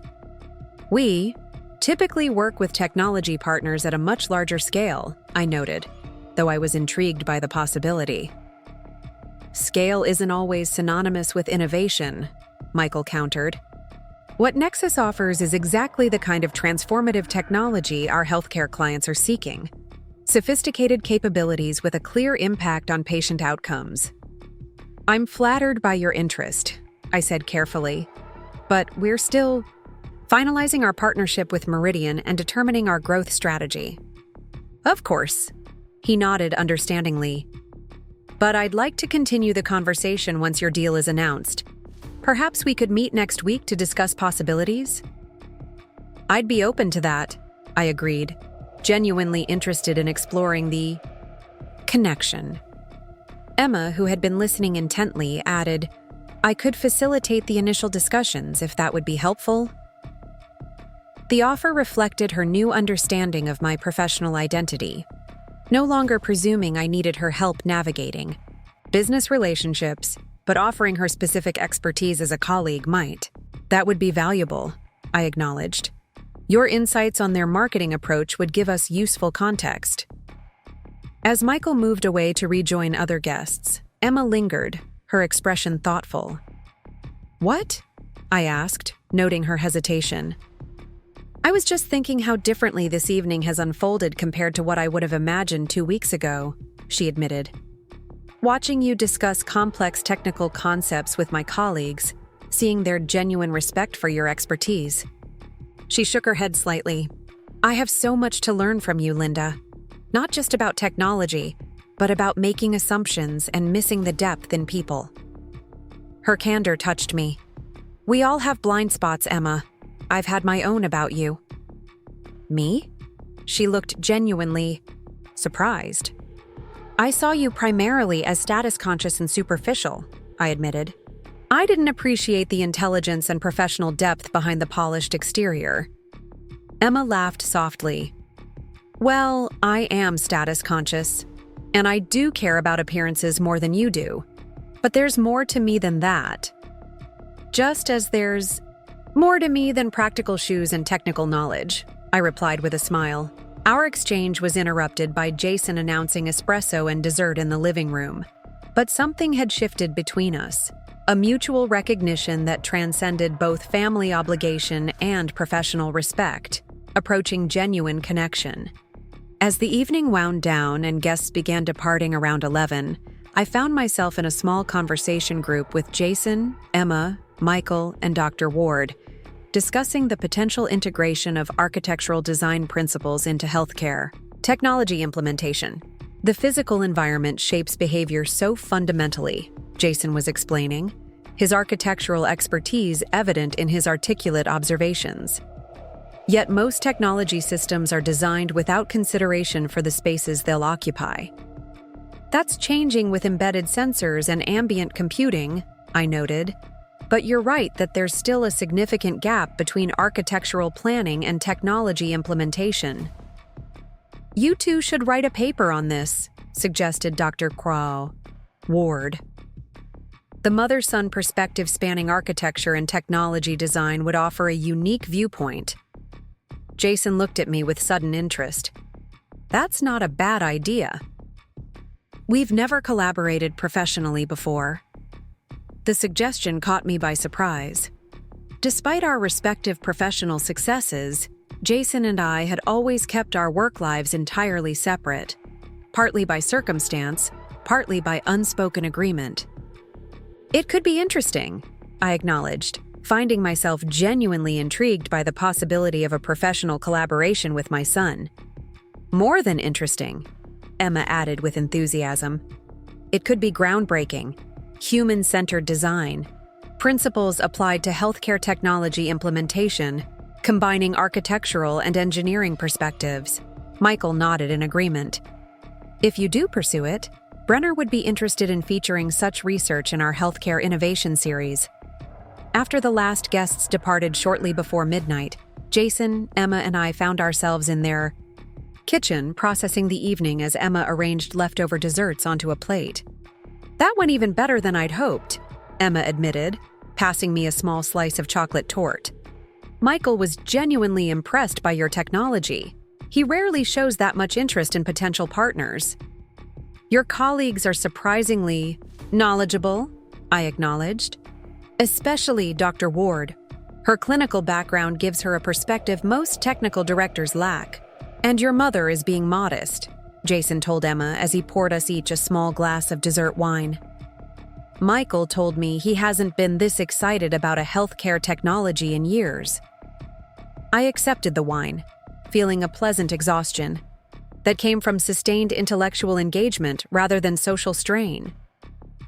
For perhaps the first time, I felt fully present in my son's home, neither the awkward mother-in-law being managed, nor the ignored technical expert, but a welcomed guest, contributing value through both family connection and professional insight. "I should head home soon," I said, glancing at my watch. "It's getting late, and I have final meridian preparations tomorrow." "Before you go," Jason said, exchanging a look with Emma, "we have something we'd like to discuss with you." "That sounds ominous," I commented, only half joking. "Not at all," Emma assured me quickly. "It's actually an idea we've been considering since our conversations this week." Jason continued. "We've been talking about converting our guest room into a more functional space. Something that could serve as an occasional workspace when you visit, especially if we end up collaborating on that research paper." The suggestion caught me completely off guard. Just 2 weeks ago, I'd been explicitly uninvited from their home, deemed too embarrassing to include in their social gatherings. Now they were creating a dedicated space for my visits. "You don't need to do that," I said carefully. "We could always work at Nexus if we pursue the collaboration." "It's not just about the paper," Emma clarified. "It's about having a space that acknowledges your role in our lives, both personal and professional. A place that's truly yours when you're here." "We want you to feel welcome, Mom," Jason added softly. "Not just as my mother, but as the complete person you are. The brilliant engineer, the innovative entrepreneur, all of it." Their offer represented more than just physical space. It was an acknowledgement of the fullness of my identity, an invitation to bring my whole self into their home and lives. "I'd like that," I finally said, moved by the gesture. "Thank you." As I drove home through the quiet Portland streets shortly after midnight, I reflected on the extraordinary transformation of the past 2 weeks. From the hurt of exclusion to professional recognition, from being dismissed as old-fashioned to being celebrated for innovation, the journey had been as unexpected as it was profound. Yet the most significant change wasn't how others now saw me, but how I saw myself. The artificial compartments I'd maintained between my professional and personal identities had begun dissolving, allowing for a more integrated sense of self. In stepping out of the shadows professionally, I'd also stepped more fully into my personal relationships, no longer hiding aspects of myself to fit others' expectations. Sunday morning brought a sense of calm determination as I reviewed the final Meridian contract documents at my kitchen table. The deal was solid, offering Nexus the capital needed for national expansion while preserving our technical autonomy and my leadership role. Catherine Wilson had enthusiastically embraced my proposed additions about public education initiatives and promoting women in technology. My phone chimed with a text from Robert. Portland Business Journal reaching out. Again, they want to expand Monday's announcement into a feature profile on you and Nexus. Thoughts? 2 weeks ago, I would have immediately declined, preferring to keep the focus on the technology rather than its creator. Now I found myself typing, "Let's discuss details tomorrow," but tentatively, yes. Almost immediately after sending that reply, another text arrived, this one from Emma. "Hope you're not too tired after last night. Michael can't stop talking about Nexus. He's already emailed about setting up a formal meeting next week. Also, Jason and I are thinking about paint colors for your workspace. Any preferences? I smiled at the evidence of her enthusiasm, so different from our previous awkward interactions. Something calm but energizing. Perhaps a soft sage green. I replied, then added, "And thank you again for last night. Your colleagues are impressive." Her response came quickly. "They think the same about you. Jason mentioned you might come over next weekend to help us properly secure that smart home system. We'd love that." The invitation represented another step in our evolving relationship. My technical expertise now actively sought rather than dismissed or tolerated. "I'd be happy to," I confirmed. "Saturday afternoon would work well." Setting my phone aside, I returned to the Meridian documents, making final notes for tomorrow's signing meeting. The Portland Business Journal article would publish simultaneously with the announcement, introducing Nexus and me to a broader audience beyond the specialized technical community where we'd built our reputation. It felt right, this emergence from the shadows, not just for business growth, but for personal integrity, the alignment of my public identity with my private reality after years of unnecessary separation. As I closed the contract folder and moved to my workshop to spend a few hours on a side project I'd been developing, I reflected on how a painful text message had ultimately triggered one of the most significant transformations of my professional and personal life. The irony wasn't lost on me. Being dismissed as old-fashioned had catalyzed a series of events that would soon position me publicly as an innovative technology leader. But more meaningful than external recognition was the internal integration, the liberation that came from no longer compartmentalizing essential aspects of myself. Jason and Emma would never again see me as just an aging mother with outdated perspectives. My colleagues would gain greater insight into the personal values that drove my technical innovations. And I would move forward as my complete self, all aspects acknowledged, all contributions valued. The smart home system I'd be helping Jason and Emma secure next weekend was, in its own way, symbolic of this transformation. A technology I understood intimately would now serve as a bridge between my professional expertise and my family relationships, rather than a source of misunderstanding and exclusion. My phone rang, interrupting my reflections. Catherine Wilson's name appeared on the screen, unusual for a Sunday call. "Linda," she said when I answered, her voice energized. "I hope I'm not disturbing your weekend, but I've just heard something you should know before tomorrow's announcement." "Nothing. Concerning about the deal, I hope?" I asked, immediately alert. "Quite the opposite," she assured me. "One of our healthcare industry analysts just forwarded me a preliminary report indicating that predictive monitoring systems like yours are expected to become standard of care in critical care settings within 5 years. They're specifically highlighting the potential for AI-driven early warning systems to significantly reduce adverse events." "That's consistent with our clinical trial data," I noted, though pleased by the independent validation. "Yes, but what's notable is the timing," Catherine continued. "This report goes public Tuesday, just after our announcement. The conjunction of these events will position Nexus perfectly as the leader in an emerging essential technology category."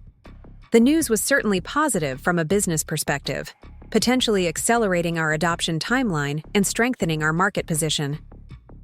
"That is fortunate timing," I agreed. "Does this change anything for tomorrow's signing?"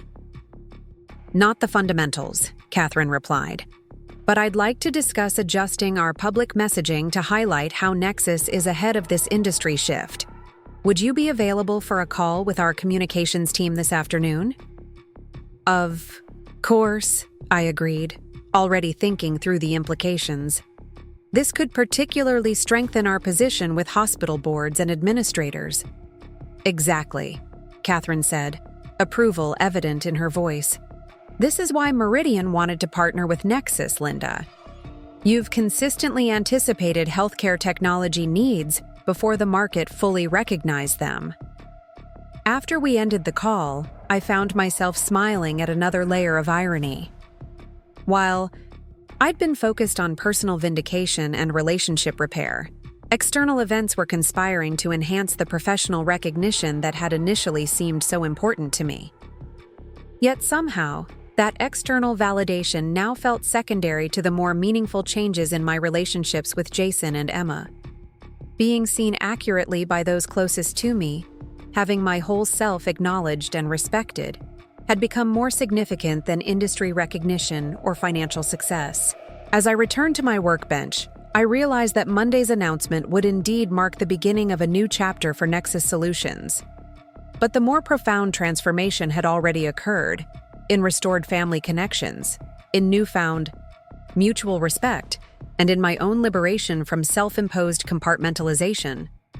The company would grow, the technology would reach more patients, and my professional profile would rise. But the real victory had already been won in a dinner conversation where my son had looked at me with new eyes, in a marketing presentation prepared with genuine professional respect by my daughter-in-law, and in the promise of a dedicated workspace, in a home where I had once been deemed too embarrassing to include. Monday morning dawned with unusual clarity for Portland in autumn. I dressed with deliberate care for the Meridian signing, choosing my most professional outfit, a tailored navy suit I reserved for crucial presentations. As I fastened my mother's pearl earrings, I studied my reflection, seeing not just the CEO about to close a landmark deal, but also the mother and engineer, all aspects of my identity now consciously integrated rather than carefully compartmentalized. The signing ceremony at Meridian's downtown offices was brief, but significant. Catherine Wilson had arranged for a photographer to capture the moment as we formally signed the partnership documents, solidifying the $45 million investment that would fuel Nexus's national expansion. To transformation and growth, Catherine said, raising a champagne glass in a small toast after the signing was complete. And to recognition of innovation, regardless of its source, I added, a subtle acknowledgement of our shared commitment to highlighting women's contributions in technology. As we concluded the formalities, Catherine drew me aside. "The Portland Business Journal piece just went live," she said, showing me her tablet. "Sarah Chen did an excellent job." The headline immediately caught my attention. "Portland Tech Pioneer Secures Major Investment. Linda Mitchell's Nexus Solutions Poised to Transform Healthcare Monitoring." Below it was a professional photograph of me in our lab, surrounded by the healthcare monitoring technology we'd developed. The article was comprehensive, detailing my background as an electrical engineer, Nexus's innovative approach to healthcare monitoring, and our plans for national expansion with Meridian's backing. It mentioned my status as one of the few female founders in the medical technology sector and included quotes from industry analysts praising our technology's unique capabilities. "This is more personal than I expected," I commented, noting how the article traced my journey from single mother to technology entrepreneur. "It's exactly what the industry needs," Catherine said firmly. "Not just coverage of the technology, but the human story behind it, the persistence, the vision, the balance of family and professional ambition. Young women in STEM fields need to see these examples." My phone began buzzing with notifications as I left Meridian's offices. Congratulatory messages from industry colleagues, connection requests from healthcare executives, and a text from Marcus. "The team is waiting to celebrate. How soon can you get here?" I had just replied that I was on my way when another text arrived from Jason. "Mom, the article is amazing. So proud of you. Emma's already forwarded it to everyone at her company." The message was followed immediately by one from Emma herself. "Linda, you're trending in Portland business circles. Michael is beside himself that he had dinner with the Linda Mitchell before the announcement. When you have time, I'd love to discuss how we can incorporate this profile into the marketing framework for Nexus."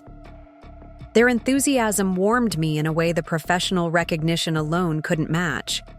The genuine pride in their messages represented the most profound transformation of the past few weeks, from being dismissed as embarrassingly old-fashioned to being celebrated for innovation and vision. When I arrived at Nexus's offices, I was greeted by applause from my assembled team. Marcus had organized a champagne celebration, and the energy in the room was electric, a mixture of pride in what we'd built and excitement about the expansion ahead. To Linda Mitchell, Marcus toasted, raising his glass, who saw the potential of IoT in healthcare before most people understood either term. Your vision has brought us here, and we couldn't ask for a better leader for the journey ahead. The afternoon passed in a blur of congratulatory calls, team planning discussions, and media inquiries. By 6 o'clock, when the office finally quieted, I found myself sitting alone in my office, watching the sunset paint Portland's skyline in shades of gold and purple. My phone rang with an unfamiliar number. When I answered, a woman introduced herself as Dr. Helen Rivera, Chief Medical Officer at Western Regional Medical Center. Ms. Mitchell, I just finished reading about your predictive monitoring system in the Business Journal, she said, her tone professional but warm. Our hospital has been evaluating several monitoring platforms, but none have offered the predictive capabilities you've developed. I'd like to discuss the possibility of becoming an early implementation site for your national rollout. The call was the first tangible evidence of how increased visibility was already opening doors for Nexus. By the time we concluded 20 minutes later, we had scheduled a demonstration for Western Regional's clinical leadership team the following week. As I gathered my things to head home, Robert stopped by my office, leaning against the doorframe with a knowing smile. Quite a transformation from the woman who used to avoid industry events and decline speaking engagements, he observed. The Linda Mitchell I've known for 15 years preferred to let the technology speak for itself. She still does, I replied, shutting down my computer. But perhaps there's value in speaking alongside it occasionally. Robert's expression turned more serious. How are things with Jason and Emma? Beyond the congratulatory texts? Evolving, I said thoughtfully. In ways I wouldn't have predicted 2 weeks ago. Good, he nodded. Because at the end of the day, that's what matters most. The deals, the recognition, the expansion, they're all meaningful professionally, but family connection? He trailed off, then concluded simply, that's the foundation everything else builds upon. His observation stayed with me as I drove home through the evening traffic. The triumph of the Meridian deal and media recognition felt significant, certainly. But it was the shift in my relationship with Jason and Emma that had transformed my sense of self most profoundly. When I arrived home, I found a package on my doorstep, a flat, rectangular box wrapped in simple blue paper with a card attached. Inside was a beautifully framed photograph of the three of us from last Saturday's dinner, caught in a moment of genuine laughter and connection. The handwritten note read, "To new beginnings and seeing each other clearly. With love, Jason and Emma." The thoughtfulness of the gesture touched me deeply. It acknowledged not just my professional accomplishment, but the personal journey we'd embarked on together. From misunderstanding to mutual respect. From judgment to appreciation. 3 months later, I stood in what had once been Jason and Emma's guest room, now transformed into a comfortable workspace that seamlessly blended with their home's aesthetic, while incorporating elements that reflected my professional identity. A sleek modern desk occupied one wall, positioned to capture natural light from the large window. Bookshelves held a curated collection of technical volumes and industry publications alongside family photos. The wall color, the soft sage green I'd suggested, created a calm, energizing atmosphere. "What do you think?" Emma asked, watching anxiously as I explored the completed space. We tried to balance functionality with comfort. "It's perfect," I said honestly, running my hand along the desk's smooth surface. "I can absolutely work here." Jason appeared in the doorway, carrying a small package. "Final touch," he announced, setting it on the desk and gesturing for me to open it. Inside was a custom nameplate in polished steel. "Linda Mitchell, CEO and founder, Nexus Solutions." for when you're working on official business," he explained with a smile. "Though we hope you'll use this space for more than just work when you visit." "I'm sure I will," I assured him, deeply moved by the gesture. The past 3 months had been transformative for Nexus. The Meridian partnership had accelerated our expansion, with implementation agreements now in place with 12 major hospital systems across the country. The Portland Business Journal profile had sparked broader media interest, leading to features in national technology publications and healthcare industry journals. More surprising was the impact of my increased visibility on Nexus's recruitment efforts. Applications from female engineers had tripled, with many specifically citing my story as inspiration. Catherine Wilson and I had established a mentorship program for women in healthcare technology, providing guidance and support for emerging innovators in a field still dominated by men. But alongside these professional developments, equally significant, changes had occurred in my personal relationships. Jason and I had begun collaborating on the research paper Dr. Ward had suggested, exploring the intersection of architectural design principles and healthcare technology implementation.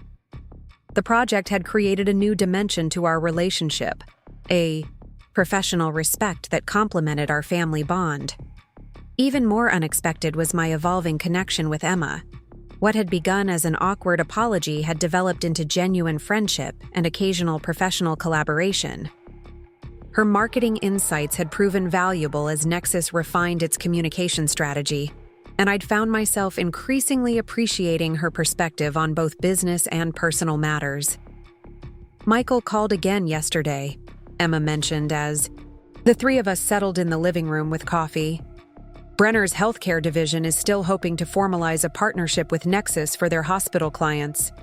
We're meeting next week to discuss terms," I confirmed.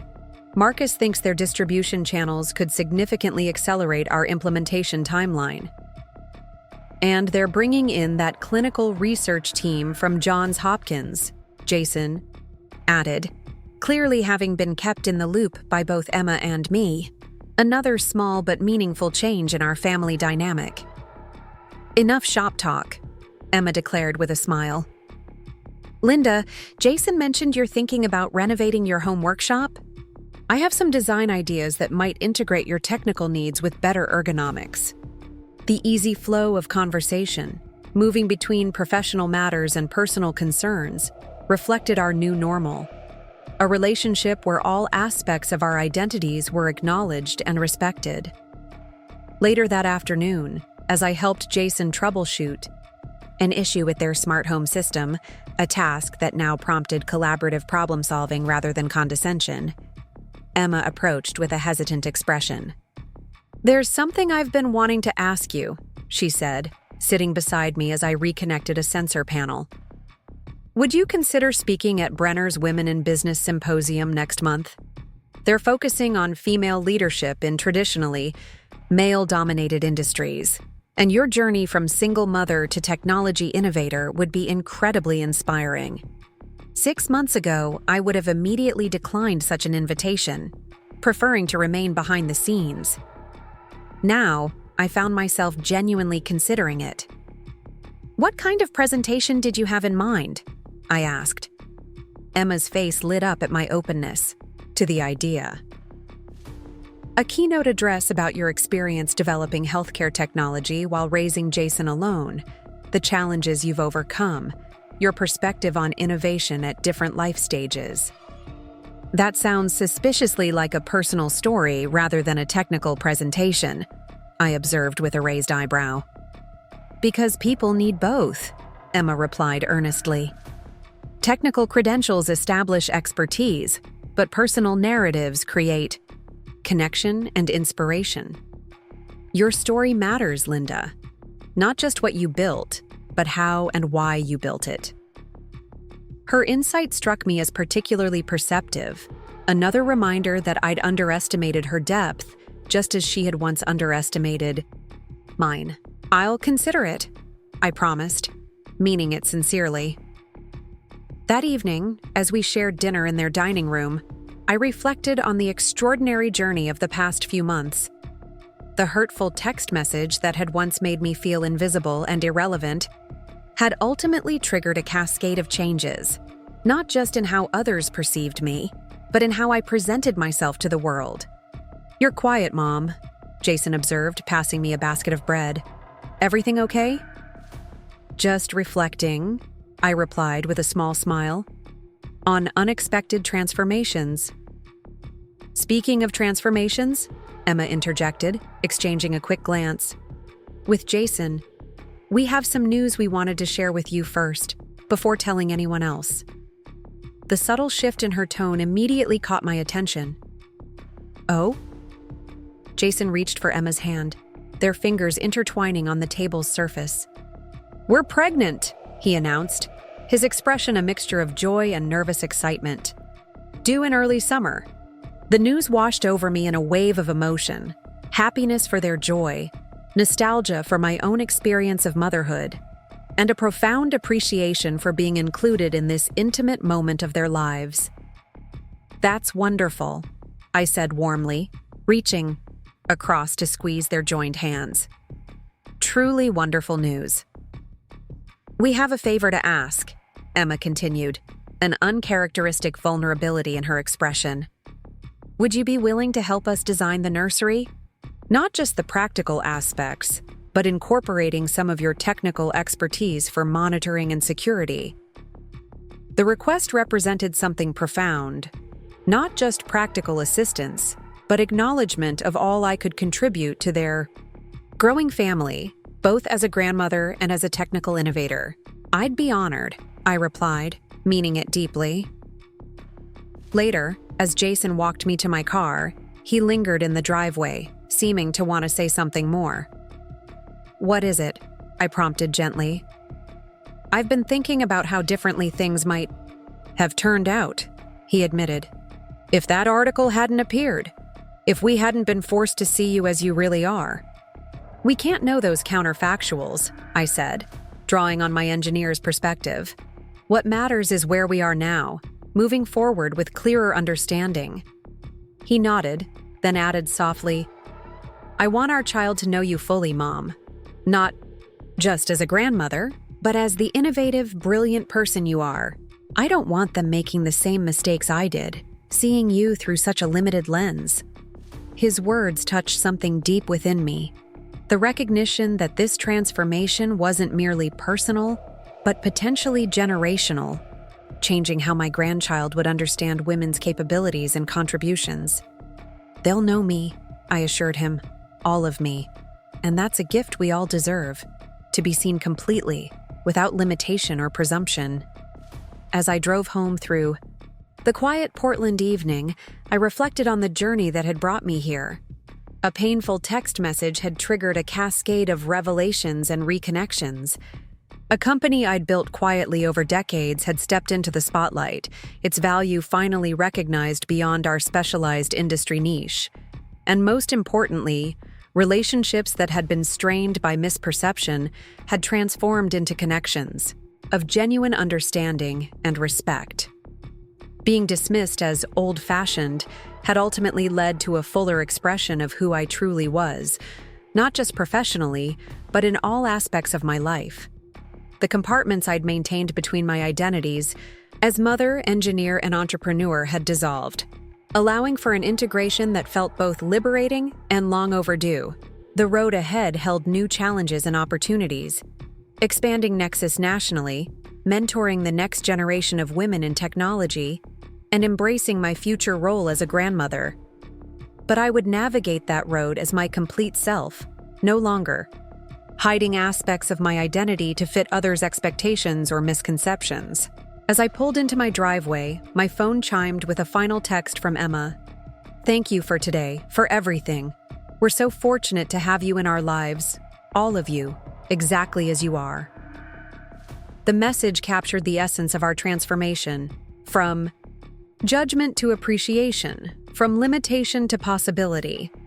It wasn't just about my technology company's value being revealed, but about my own intrinsic worth being recognized and celebrated. And in that recognition lay the most meaningful success of all. Up next, you've got two more standout stories right on your screen.